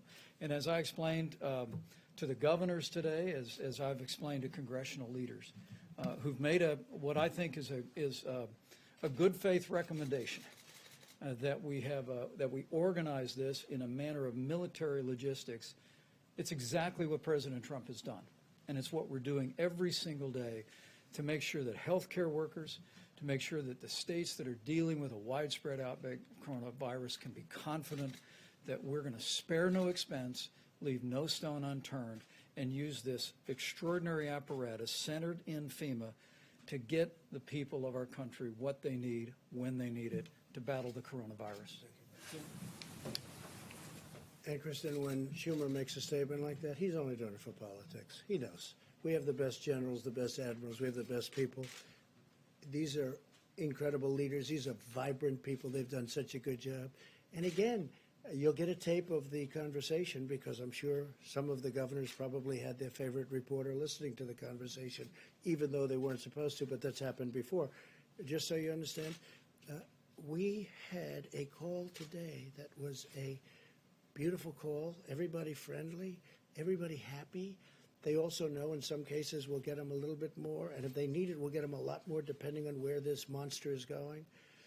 But when Schumer does that, take a look at the past. Well, you know, you're going to have to tell me who. They certainly don't. Well, yeah, some Democrats, because they view this as a campaign issue.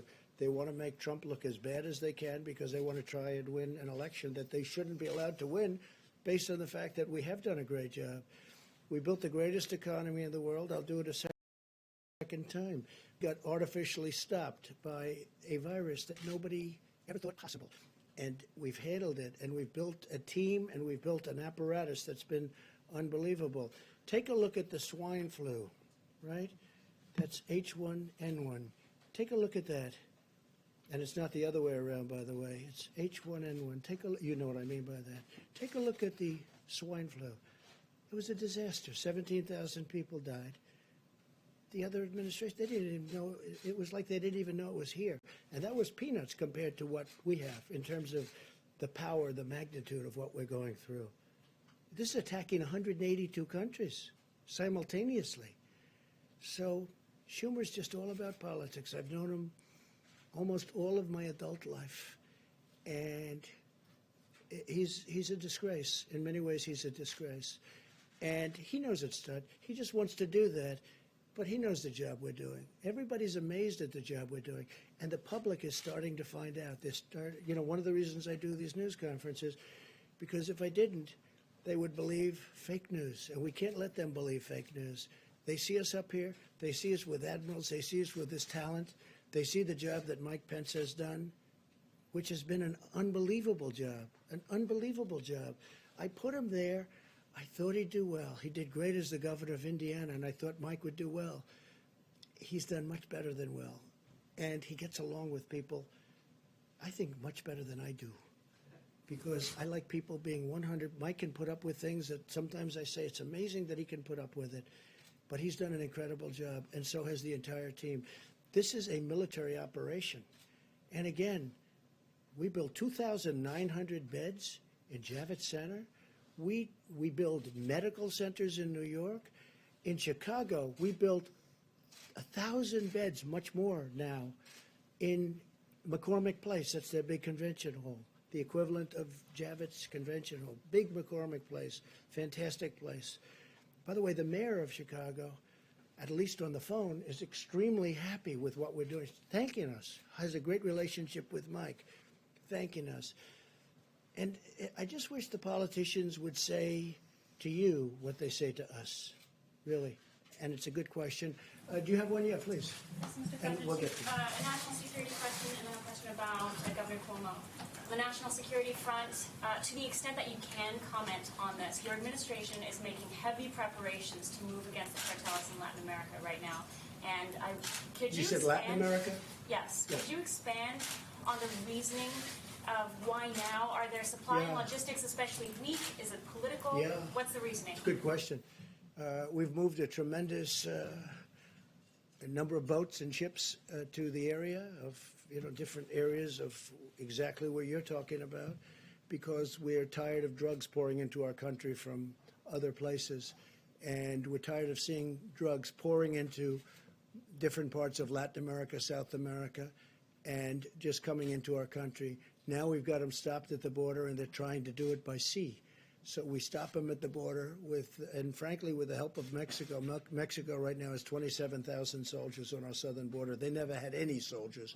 They're doing that because I've asked them to do it. That's the only reason they're doing it. They have 27,000 soldiers. So now they're trying to bring it in by boat and by ship, the drug lords and the people doing drugs and trying to destroy our country from inside with drugs.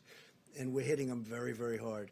And that's why we're doing it. Activities that U.S. assets are targeting, or Say it? is it beyond narcotics? Are there other illicit activities that Well, U.S. assets are there are targeting? the activities of human trafficking, and especially with respect to women. And as you know, proportionally, it's mostly women. And it's a horrible thing. It's a horrible thing. And there's never been a time like it. And it's because of the internet. And this is all over the world. But for the most part, they're coming through, in this country, they're coming through the southern border. But we're hitting them very hard. They have tremendous illegal trafficking in women and children also, but mostly in women. And it's illegal, and it's horrible, and it's disgraceful. And I've seen things that are an absolute disgrace. and we're trying to knock them out, and we're knocking them hard. And again, I want to thank the president of Mexico because he has really stepped up to the plate. 27,000 soldiers. They've never had any soldiers on our border. And I did that because the Democrats will not approve anything to stop, because they want to have open borders. They want to have all these people flowing through our border. And in many cases, they're sick. They have problems that you don't want to know about. Or they're criminals in many cases. Not in all cases, but in many cases. And they don't want to have, they want to have open borders. They want to have sanctuary cities. So they protect criminals. And I don't want to have it. And Joe Biden does want to have that also, as you know, because he said that during numerous debates. I want to have strong borders. And I don't like protecting criminals with sanctuary cities. But we're doing it for drugs. We're doing it for human trafficking. We're doing it because you have to do it. We either have borders or we don't have a country. All right, go ahead, Chris. Mr. President, on the question of antibody testing, which is FDA approved now but not widely available yet. I know the Admiral said by May we expect to have millions available. How are you going to prioritize who's going to get the antibody tests, and what is that going to show you? Do you think that's going to be immunity? I mean, I have an answer, but I'd rather have the Admiral answer that. So let me clarify, and I know you probably understand this, is the antibody test does not tell you if you have the active virus in your nose. If you're positive for the antibody, it strongly implies, it means that you have had the virus before. And to the degree that we know of medical knowledge, you will probably, highly probably, be protected against getting the virus again in the future. So I want to make something clear. There's no antibody test approved. Okay, approved is not a word we talk about. There is a test or two that has received emergency use authorization, and many, many, many others out there that have not gone that way yet. And I want to take this opportunity to caution. There is a very consolidated effort between the FDA, CDC, NIH to validate some of the tests that are on the market right now, because it is very important that they actually do what they say they do. And we have reason to believe that not all of them are going to perform well. I don't know the primary source, but the Financial Times just reported that the UK had 17.5 million antibody tests that they bought, and none of them work.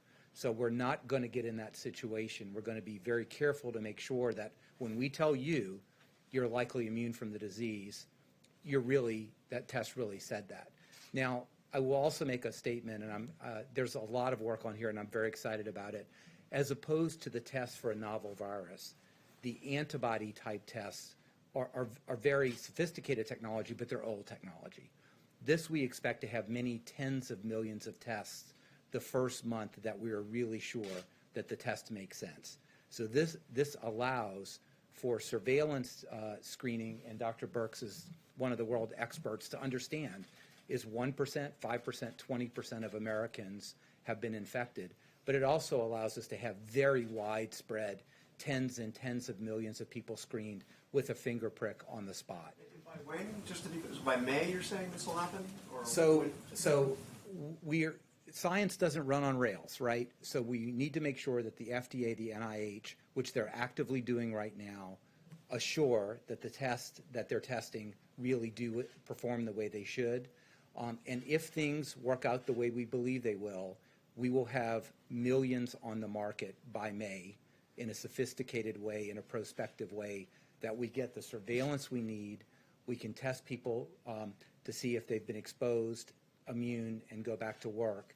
And a combination of that kind of test with the current kind of test we have now is how America opens back up. And how do you prioritize who gets those tests? I mean, tens of million, we're a country of 300 million. How do you determine who you're going to have that test? Well, we are having active discussions under the leadership of Dr. Birx and the task force, but you can imagine how that is, right? But with tens and tens and tens of millions of tests per month that are available, you could really do very widespread testing. But let me just give you an example. Which nobody else can do, by the way. No other country can do. I'll just give you one example. It would be very important to know if the virus is still circulating here, whether, for example, a healthcare worker or a long-term care nursing home worker is immune from the virus and can't carry it. Very, very important to protect our elderly in that situation. But also, if you haven't been exposed, to make sure that you really take precautions and maybe take care of the people who don't have the virus and you don't have the virus. So they're very, it's complex, but it's not complicated on how you go about looking this in different segments of society. And I don't want to take too much more time at the podium, but antibody tests are a different thing. They're coming. We're highly confident that this can be scaled very rapidly and provide us a bit of information we just don't have now. Jeff, go ahead. Mr. President, may I follow up on A what few you said? more. We'll do a few more. May I, And then Mike is taking over, and you're going to see some incredible work that's been done. Go ahead, please. may I please follow up on what you said with regard to Captain Crozier before? You said Yes. you didn't want to punish him for having a bad day. He had a bad day or a bad week. Does that But mean? I don't. Yeah, I'm going to look into it, and I also think our Navy secretary is a highly respected man. So sometimes that happens with people, and I'll take a look at it. What do you mean by that? Would you consider He had a bad reinstating day him? when he sends a letter out, and he sends copies all over the place, and it's not a classified letter, and it was very disconcerting to the families of the people on the ship. Very disconcerting. So number one, they get worried and scared. It was weak. We don't want weak. But I'm going to take a look because I think he, looks to me like he's an outstanding guy. I looked at his whole, just a little while ago, I looked at his file. And people have bad days, and we'll take a look at it. My question is, what would you consider doing for him? Well, we'll take a look. I want to look. I want to speak also to the Secretary. I also want to speak to Secretary of Defense, Mark Esper is doing a fantastic job. And we'll, maybe I can help the situation out. I mean, you guys are saying, why is the president getting involved and going? Well, I like to solve problems. It's a problem, I don't want to see men hurt, women hurt. I don't want to see people hurt unnecessarily. Maybe we can solve it easily where, it's not life-changing. But he did a bad thing. Sending a letter out, and many, many copies, as you know. I don't know, I heard 28 copies. I heard a lot. That's a lot of copies. Plus, the letter was 5 pages long. I haven't read the letter, but I think it was 5 pages long, single-spaced. That's a lot of writing. He's the captain of a ship. He's a very important person of a very expensive ship, a nuclear-powered ship. He should be writing letters like that. But it happens. Sometimes I'll write a letter that I say, I wish I didn't send it. Not too often, but it happens. Mr. President. Go ahead. Yeah, go ahead. Follow up on that, because the acting Navy Secretary, and I know you were asked about this, but I just want to try one more time. He did say in remarks to soldiers on the USS Roosevelt that Crozier was, quote, too naive or too stupid to be in command if he didn't think that writing Well, that I letter don't want was to a comment bad. on what he said. I understand. Different language, It's Mr. tough President. language, but I don't want to. Let's not get into that. It's tough language. Now, there are some people that think, oh, wow, he says it like it is. Look, he made a mistake. He should not have sent that letter. Or he should have gone through his chain of command, which is the typical way of doing it. He's in the military. He's a very important person in the military. He knows it better than anybody in this room what he should have done. And I'm sure he feels he made a mistake. But I'm going to look into it, and I'm going to see maybe we can do something, because I'm not looking to destroy a person's life who's had an otherwise stellar career, as I understand it. I looked at his file just now because I've been seeing what's going on. If we can save a person's career, I don't mind going after a person if they did something wrong. And, but this was a mistake. He made a mistake. I'm not justifying what he did. He made a mistake. Shouldn't be sending letters. He's the captain. He's a very important person in the military. You don't send letters and then it leaks into a newspaper of all newspapers. That was a beauty, right? So you just don't do that. So it was a mistake. But I may get involved. I'll call Secretary of Defense and find out a little bit about it. And if I can help two good people, I'm going to help them. Sir, on the tone seems to have changed a little bit since Say Saturday. it. Your tone seems to have changed a little bit on the captain since Saturday. On the captain? Yeah, No, is it hasn't. the I news mean, look. coverage, or did Okay, somebody ready? speak to you on his behalf? I said when you asked me and when the question was asked the last time, I said, shouldn't have sent the letter. I haven't changed. He should not have sent a letter. And it should have, if there's a letter, it should go classified, and it should go to his superior. And he shouldn't be jumping over his File, superior. sir. Did So somebody it ask hasn't you? changed in that regard. The only thing that has played right up here with me is that I looked at his record. And he's been an outstanding person. If he wasn't, I wouldn't even be talking about this. He's been an outstanding person. He's had a very exemplary military career. I mean, you know, he started off as a helicopter pilot. They called him Chopper. His name was Chopper. He was a great helicopter pilot. It's a tremendous skill. I know a lot about helicopters. And then he went to F-16s or F-18s, and he was a tremendous pilot. And then he's very smart. He studied nuclear energy, and he was fantastic, and very few people have the aptitude, they have the mentality to do that. Nuclear energy is very complex, it's very hard. Very few people can do it, and he did it well. And then he became the captain of a nuclear ship, right? He became if replacement cost, if you look at replacement cost, $18 billion a replacement cost, right? So he's got, on a replacement cost basis, an $18 billion ship. You know, the President Gerald Ford, very expensive. That's, you know, the nearest thing I can think of, but they're spending money on that one like nobody's ever seen. So he made a mistake. He made a mistake. And maybe we're going to make that mistake, not destroy his life. Okay, a couple of more. President, you mentioned medical professionals. You compared them to soldiers going onto the battlefield. Yeah. Many doctors and medical workers today, some have seen pay cuts. They're going into a certain environment where they're concerned about their own health, their families' livelihood, if something were to happen to them. Very much in my mind. As part of this phase 4, are you going to prioritize? It doesn't have to be phase 4. I think it could be a separate phase when it's all over. Right now, I don't think they want to think about it. These people don't want to think about it. These people are incredible. They're not thinking about how much am I getting paid. These people are incredible. I've seen it. I see the spirit. I hear about it all the time. From Mike, from the Admiral, I hear about it all the time. These people are incredible. When it's all over, I do want to seriously think, maybe in the form of bonuses. These people are, what they've done is incredible. I just admire the attitude, and I've said it.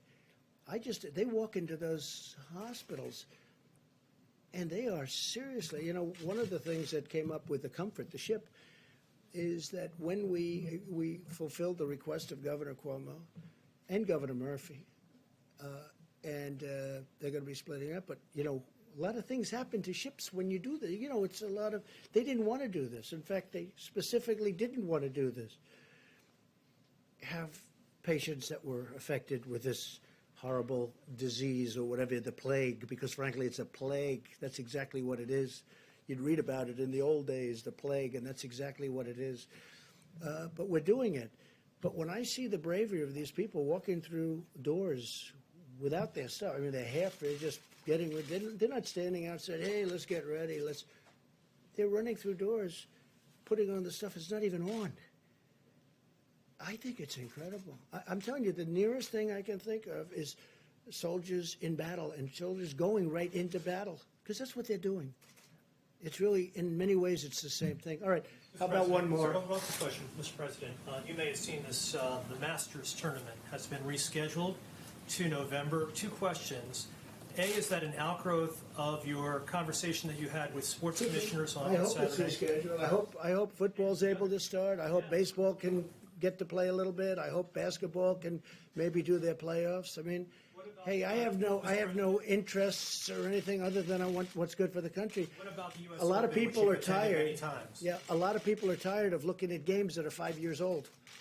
I looked the other day, I saw somebody, I said, wow, he looks great. I forgot. I said, oh, that was 9 years ago. I said, he's really in great shape. Well, not in great shape now, but he was in great shape then.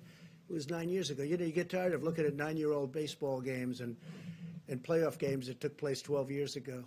I don't have much time to do that, frankly, but that's what people are doing. And they want to see sports. Sports are a great thing for this country. And I hope football can start. And I told them, I think you might be able to. They may very well be able to. I hope they can start, and I hope they can start with people in the stands. You know, we're not going to be separated. You have seats. Those seats are meant for people to sit next to each other. And when this virus is gone, people are going to be sitting next to each other. And just for the restaurant industry, so they understand, when the virus is gone, people are going to be sitting next to each other. One man said, I have a 200-seat restaurant. It's been great. But if I go by these rules, this 200 seats goes down to 60. I said, no.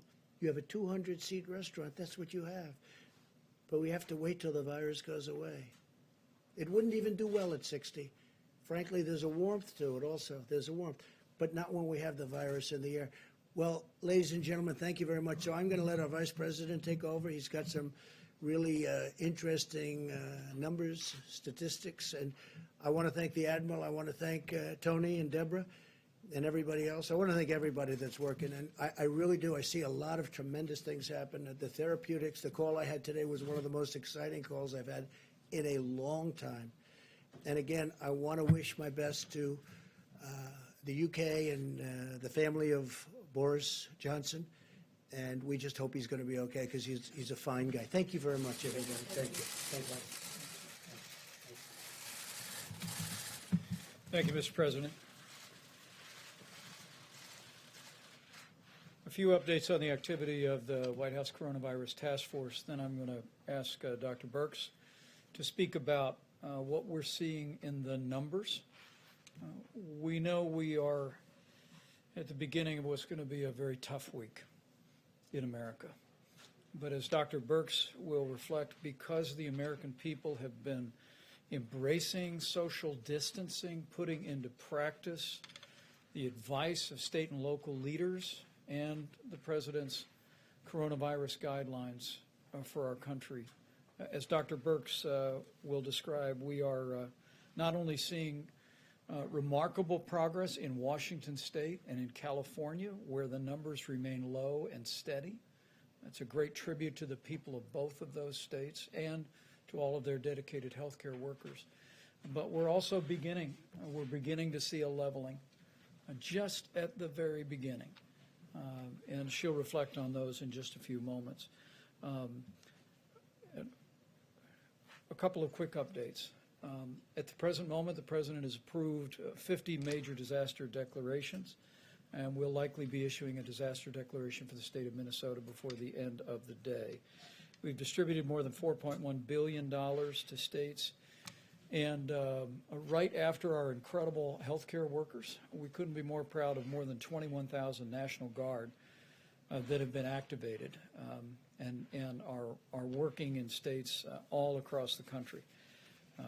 During my conference call today, I learned that Governor Brian Kemp is actually using the Georgia National Guard to sanitize and clean up nursing homes. But National Guard are being deployed in a variety of ways all across the country, and to them and to the families of all these citizen soldiers, you have our admiration and our respect. As the President mentioned, our focus remains on the New York metro area, New Jersey, Louisiana, and then Michigan and Illinois. We're watching every area of the country, but those are the priorities today. And in that spirit, I spoke today, as the President did, with Governor Cuomo of New York. The President made the decision to open up the USNS Comfort to COVID patients. And he also informed the governor of New Jersey that we would be taking New Jersey COVID patients. So now there will be two facilities, one at the Javits Center that's all COVID, and the USNS Comfort that will be managing COVID patients. At the present moment, by this evening, there will be 2,179 medical, military personnel in New York City. And over the next 2 days, that number will rise to 3,000. Speaking with the governor, speaking with Mayor de Blasio, the President and I were informed that while we have surged ventilators, we have surged personal protective equipment, that sending in some relief for healthcare workers was vitally important. And so again, I want to emphasize that those are medical personnel, doctors and nurses and medical assistants who are on the scene now and will continue to arrive to a total number of 3,000. I spoke to Governor Phil Murphy of New Jersey. New Jersey is very much in the forefront of the coronavirus in America today. We want to commend the governor for his extraordinary leadership in the state. During our briefing today, we learned about the progress that they were making and also about the governor's decision to temporarily reactivate retired healthcare personnel in the state. And just as a reminder of all that we're dealing with, this weekend, Governor Murphy told me that New Jersey surpassed the number of lives that were lost on September 11th to the state of New Jersey. And it breaks our heart to think of that. And our hearts go out to all of the families of the more than 10,000 Americans who have succumbed to the coronavirus. We also, as the President said, we express our gratitude to governors in Oregon and Washington State yesterday for donating ventilators to help the states at the epicenter of the coronavirus. Governor Gavin Newsom of California donated 500 ventilators. And I just learned that those will be going 200 to the state of Maryland, 50 to the District of Columbia, 100 to the state of Delaware, 100 to Nevada, and we'll also be deploying the remaining 50 to the Northern Marianas Islands and to Guam. And we want to thank Governor Gavin Newsom. The state of California has provided extraordinary and compassionate leadership for their citizens. They're making progress. As the governor said the other day, they're not out of the woods yet, but the numbers speak for themselves, and the generosity of the people of California and the governor is gratefully received. Beyond that, before I recognize Dr. Birx, let me just say that at the beginning of this challenging time, we want to challenge every American to continue to do what every American can do. And clearly, what we see in Washington and California, and what we are just beginning to see elsewhere, is put into practice the social distancing recommendations of the coronavirus guidelines for America. Listen to your state and local authorities. We really do believe that while this will be a week of heartache, it also is a week of hope. And as we see some of the cases beginning to level just for a day or two, it is our hope that what we have seen begin in the greater New York area and even in Louisiana and elsewhere will become a trend. But it only becomes a trend if every one of us continues to take ownership and continues to do our part for this 30 days to slow the spread. With that, I'll recognize Dr. Birx for the latest data, and then we'll take questions. Thank you, Mr. Vice President. I think you heard very clearly our concern in the New York, New Jersey metro areas. This also includes Connecticut and Long Island. As we talked about, we did see a significant increase in Sussex County over the weekend. The weekend numbers are always difficult. I want to be clear on that because sometimes case reporting is not as accurate over the weekend. So we'll be watching very closely today's numbers and Tuesday's numbers. We're also very course focused on the New Orleans metro area, and that includes the 3 parishes of Jefferson, St. John's the Baptist, and New Orleans proper, and of course the Detroit area, which is Oakland and Wayne. As we mentioned before, we're continuing to track very closely out of concerns of it potentially reaching logarithmic phase in the Chicago metro area, the Boston metro area, the DC and Baltimore metro area, Indianapolis, the Denver area, and 2 regions of Pennsylvania, Philadelphia, and the Pittsburgh area, as well as Dallas and Houston in the Texas area. I had a very encouraging call because we also don't want to miss anything. Remember, I showed you a lot of states were very much under 25 and 50 cases per 100,000. There were a few standouts that we were concerned about, which was Vermont, New Hampshire, Idaho, and Montana. We had excellent calls today with their health commissioners, and they're they're on top of the situation. These were micro outbreaks that occurred due to ski events and weddings and nursing homes, and they were able to describe in critical detail the incidents and how they're tracking and tracing. So they are still doing full contact tracing through those areas, and I just want to applaud both a rural and metro problem, and I really want to applaud how many of the states that may have smaller populations are approaching this. That gives us encouragement of how we can talk about beginning surveillance activities at the same time we're following these very clear outbreaks and ensuring that there's full supplies based on the very granular data that we're utilizing. And I just want to thank the mayors and governors who get us that granular data and allows us to make these deep interpretations across all of the United States. We know each governor is concerned about their areas, but these metro areas cover different areas. So the Philadelphia area also includes southern New Jersey and Delaware, and so we have to really look at things very much as both the metro and the communities that surround those metros. And so all of those people, we ask you again throughout the United States to follow these very clear guidance. I want to just recognize both HHS, and you heard about the work that Admiral Giroir is doing, the work that Dr. Hahn and Administrator Seema Verma are doing, and also Administrator Engels in the work of HRSA to really ensure that our federally funded clinics are actively engaged in all of these aspects. But I also want to recognize the military, the medical corps, the nursing corps, and the medical subspecialty corps. These were my brothers and sisters for 29 years. It is highly unusual for the active force to be called into a domestic situation. I think that shows you how seriously we're taking this at the federal government level. In my 29 years in the military, I was never deployed domestically. So this is showing you how serious of an event we take this. If the military is deploying domestically, it is another reason for every American to be following these guidelines. Finally, CDC quietly launched a new website. It's you go to cdc.gov and you go to COVID-19, you can find their surveillance data. This surveillance data is bringing together our influenza-like illnesses with their syndromic management databases so that you can track the respiratory disease across the United States. The states are used to using this system. It's in emergency rooms, it's in hospitals, it's in doctors' offices, and it gives you insight, and you can see very clearly influenza A peak.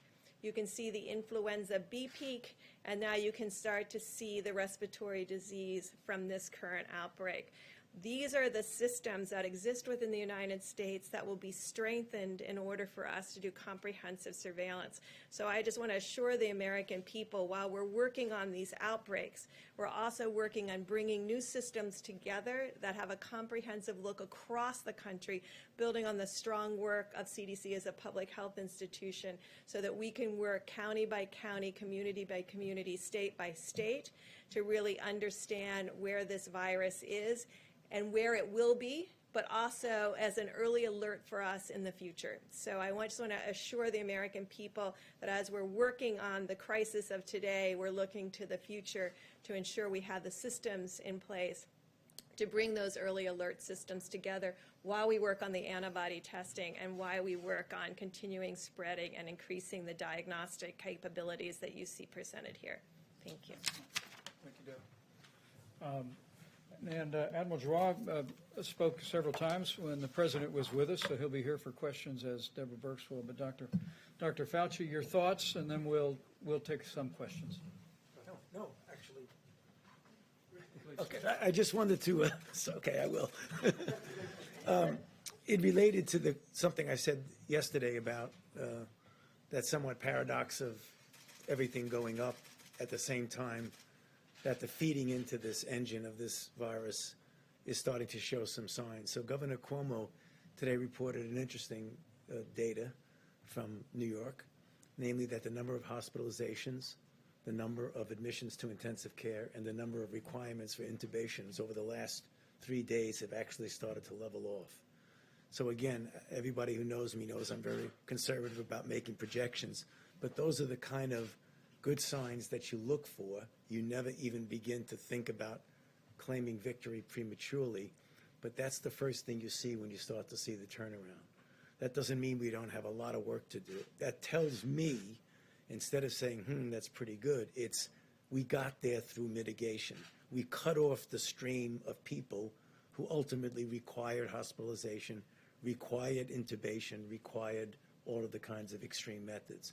So we just got to realize that this is an indication, despite all the suffering and the death that has occurred, that what we have been doing has been working. So the call that I say every time I get to this podium is just keep it up, because this is going to get us out of it. This is our best and only great public health tool.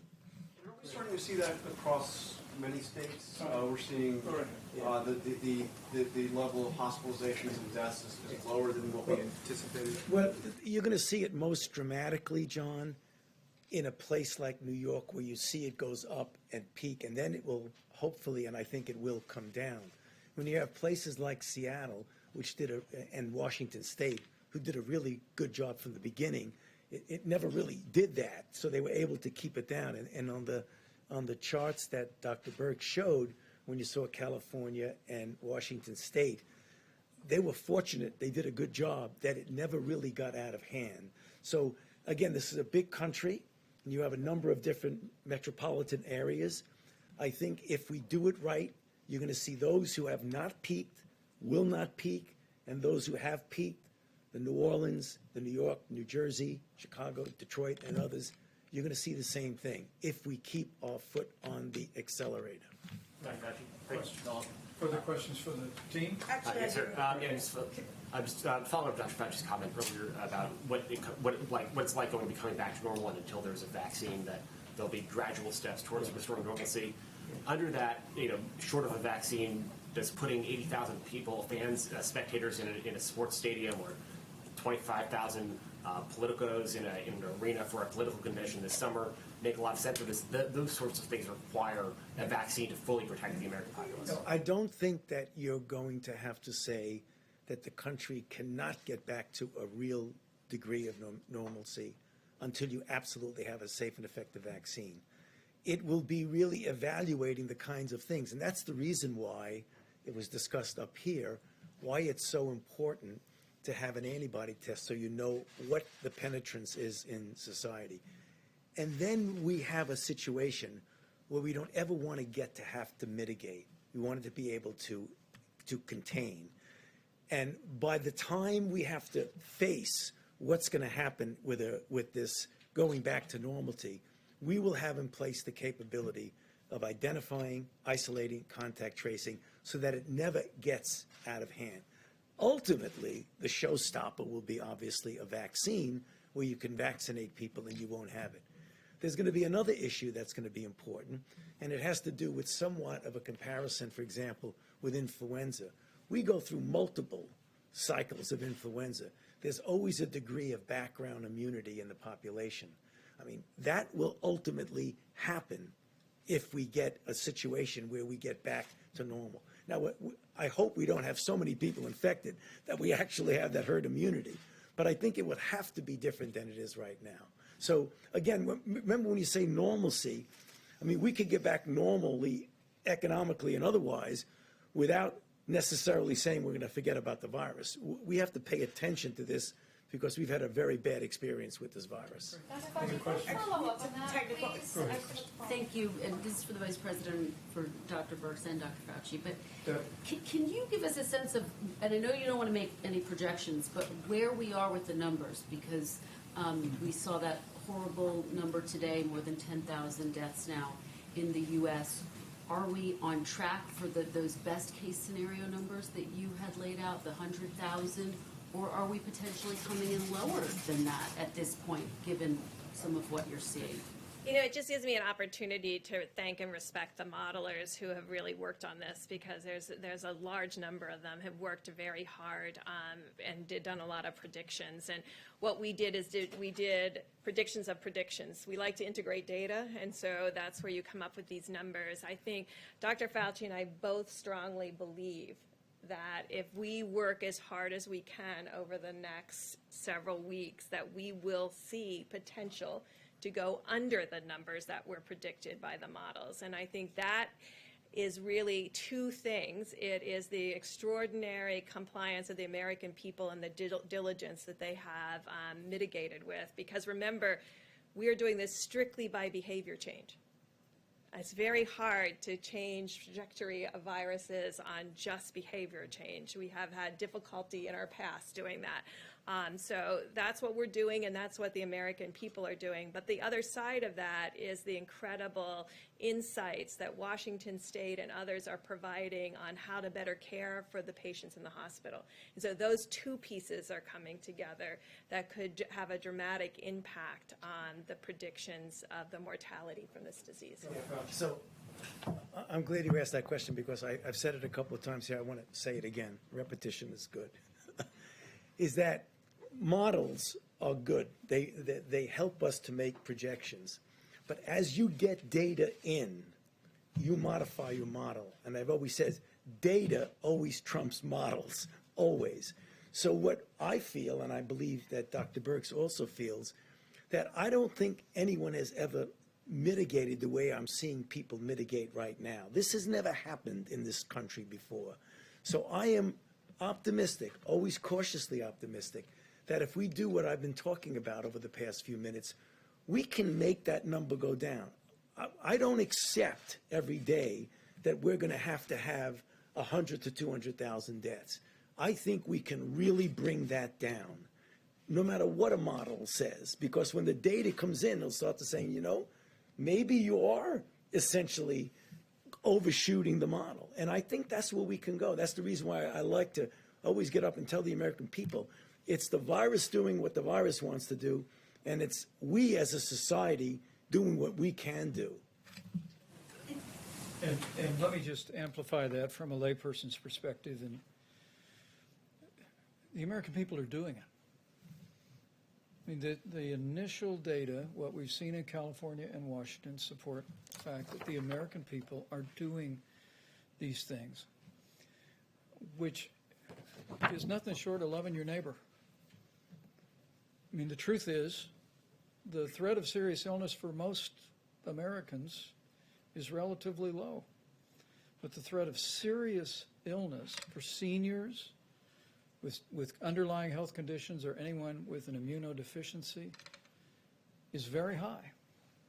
And when we see Americans putting these principles into practice the way you all have been, it really means you're considering others more important than yourself. And I have to tell you, for the president, for me, for all of us, it's deeply inspiring.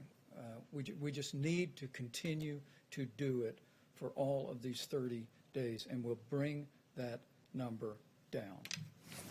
How about a couple more, please? So, Mr. Vice President, when will you know, when do you think that you will know whether or not you will have to extend those 30-day guidelines, or if 30 days will be enough?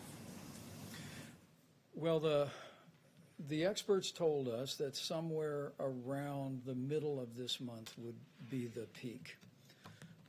And as we begin to see a couple of days, that might be the beginning of leveling, we're gonna watch that carefully, and we're gonna bring that information to the president. But for now, the decision is, and the request of every American, is to continue to put into practice all of the president's coronavirus guidelines. 30 days to slow the spread. And for all of you in areas that have been impacted broadly by the coronavirus, listen to what your state and local authorities are asking you to do. It will protect your health, your family's health, and it will save lives. Let's do a couple more, and for our panel, if you'd like. Jeff. More of a personal question, but Dr. Birx, can you tell us if your granddaughter's okay? And yeah, I'd like to know too. Well, thank you. Due to the great care of my 91-year-old nurse mother and my daughter, she's down to like 100 to 99 now, but it was 3 days of 104 and 105, which is, you know, babies can do that, but it's very scary, especially when I couldn't assure myself that she was fine. So it was just some sleepless nights for me and them as they kept our fever down. So thank you for asking. You have the virus? Oh, no, I'm sure it's roseola or something. They have not been out of the house. They're not allowed out of the house. They've got 2 granddaughters under 1, 2.5 almost, and one only 10 months, and my 91-year-old and 96-year-old. So no one is allowed in that house or out of that house because there's too much precious cargo inside the house. How about one more question? We'll let Thank you you, all. Mr. Vice President. For whoever wants to answer this, it's a technical question. So FEMA says that it is in the process of distributing 90% of each state's allocated supplies for the National Strategic Stockpile. And that allocation is determined based on population by the last census in each state. And the other 10%, it says, is going to frontline healthcare workers serving in the federal response efforts. So where are those healthcare workers in the federal response? And do you envision a scenario in which you could start giving states more supplies from the National Strategic Stockpile? It's a really good question. And let me say the Strategic National Stockpile, and I'm going to have Admiral Giroir speak about his piece of that, has been largely deployed. We are continuing to replenish it in part with a small portion of what's coming in from around the world. You've heard about our air bridge, now more than 50 flights that have been scheduled that are bringing millions of supplies into the United States. What we're doing is taking less than 10% of that, put it into the Strategic National Stockpile, so we have that to basically provide for states on an as-needed basis.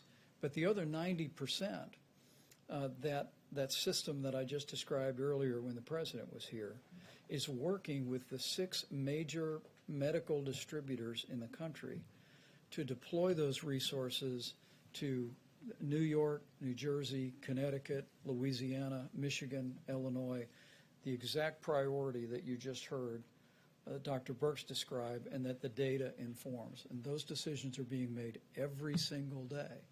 And so while if a hurricane hits Florida or tornadoes or flooding tear through the state of Indiana, we're very accustomed to FEMA coming in, drawing from the national stockpile, providing specific resources. In this case, with a nationwide effort, what President Trump directed us to do was literally marshal the resources of the full economy to be able to make sure that we can meet the needs for personal protective equipment, ventilators, and all manner of supplies. And we're doing that in a small way through the Strategic National Stockpile, but in the largest way through that control tower system that Admiral John Plavsic is running for us, that is deploying those resources and making sure they're going straight to where they need to go. And as I said earlier, those decisions are being informed by the data, and they're literally being made by our team at FEMA on a daily and sometimes hourly basis. And we'll continue to keep you informed, as we did today, about where some of those are going. But let me let Admiral Giroir finish that answer. I don't really have much more to add to that. The Vice President is certainly well informed about that. And I want to assure you that all the sourcing around the world, if it's there, we're putting it in our supply chains. We're buying more. Manufacturers are stepping up to the plate. And this is going not just by percent allocation, but it's going to the exact places that need it in the quantities that they need to take care of patients. And we want to make sure this is a two-way street. We get the data in from individual hospitals to know exactly what their burn rate is, exactly what they need. And we want to make sure that they feel comfortable that they're going to have supplies, because they will. Because part of this is about potential shortages some places. Most of it's about a fear of a shortage. If I'm a physician in an ICU and I'm not sure that it's going to be there, that's going to scare me. It's going to scare my nurses. So we want everyone to have that assurance that we will provide you what you need over weeks, periods of time, exactly to your need. And Admiral Plavsic and his team, and again, it's all military in there. I mean, he is the logistics guy for the Joint Chiefs of Staff, right? This is what he does. He is a wizard. He has there are more stars around me in the DoD part of the military than I've generally seen outside of the Pentagon. This is really being run as a military operation. I'm in the U.S. Public Health Service, So we're part of HHS. The Surgeon General and I have the honor of running that service. We are shoulder to shoulder in the field, in the military hospitals with everyone else. There are only 6,100 of us. 3,000 are doing direct patient care on a daily basis. We take care of the Indian Health Service, the Bureau of Prisons, those in detention at the border, et cetera. That's what we do. The other 3,000, over 2,000 of those are in the field already, taking care of patients directly, and we have more going out the door every day. And if I could just follow up on that very quickly then, is it even worth then governors writing into FEMA if they've already received their 90% allocation and you're getting data directly from the hospitals to ask for more at this point? This has been a very cooperative interaction. I bet I talk to 5 governors a day, and we talk out the issues and understand what they perceive in their state. They often help point us to particular areas that they feel need more attention or that needs more communication. So it's been very productive. I have to look up what governor goes to what state because that's not my world, but it's been a very productive interaction. So I think all of this is necessary. I'm on almost every governor's call with the vice president. They're very meaningful, they're impactful, they're informative, they're communicative. We talk to each other, but then we do get down to the individual hospital level because when the rubber meets the road, you got to know what the docs, nurses, respiratory therapists, the people who clean the rooms are an important part of the team. I want them to come to every work saying, it's not that I clean a room, I'm saving lives today. And they are saving lives by keeping the viruses off the surfaces and reducing transmission. So you've really got to get that granular, and we're to a point with Admiral Pease. You have 2 admirals with the worst pronounced names in the world, so Admiral P, Admiral G, but Admiral P's team really has this covered down to the individual hospital level. Thank you, sir. Let me say, just by way of closing, because I thought that last question was helpful. We're interacting with governors every day, 7 days a week, and we welcome that.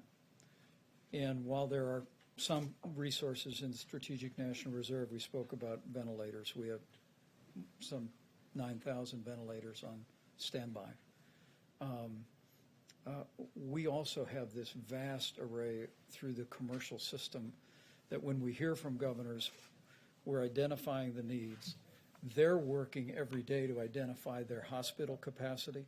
We went over governors today saying we need to know what your capacity is, what your normal capacity is, what your surge capacity is. We need to understand what your equipment complement is across the state. And governors have been doing this. They've been assembling that information. But I want to tell you, the governors across this country in both political parties have been doing a remarkable job. And the president's grateful, and I'm grateful. And I just want to know that those healthcare workers that they're serving and the families that those healthcare workers are serving can be confident that we are going to do whatever it takes to get them what they need when they need it. And every governor is working in that regard. Every hospital administrator is working in that regard. And the opportunity that we have, because the American people are stepping up so strongly and putting others ahead of themselves. In most cases, they're acting in a way that puts the health of others first.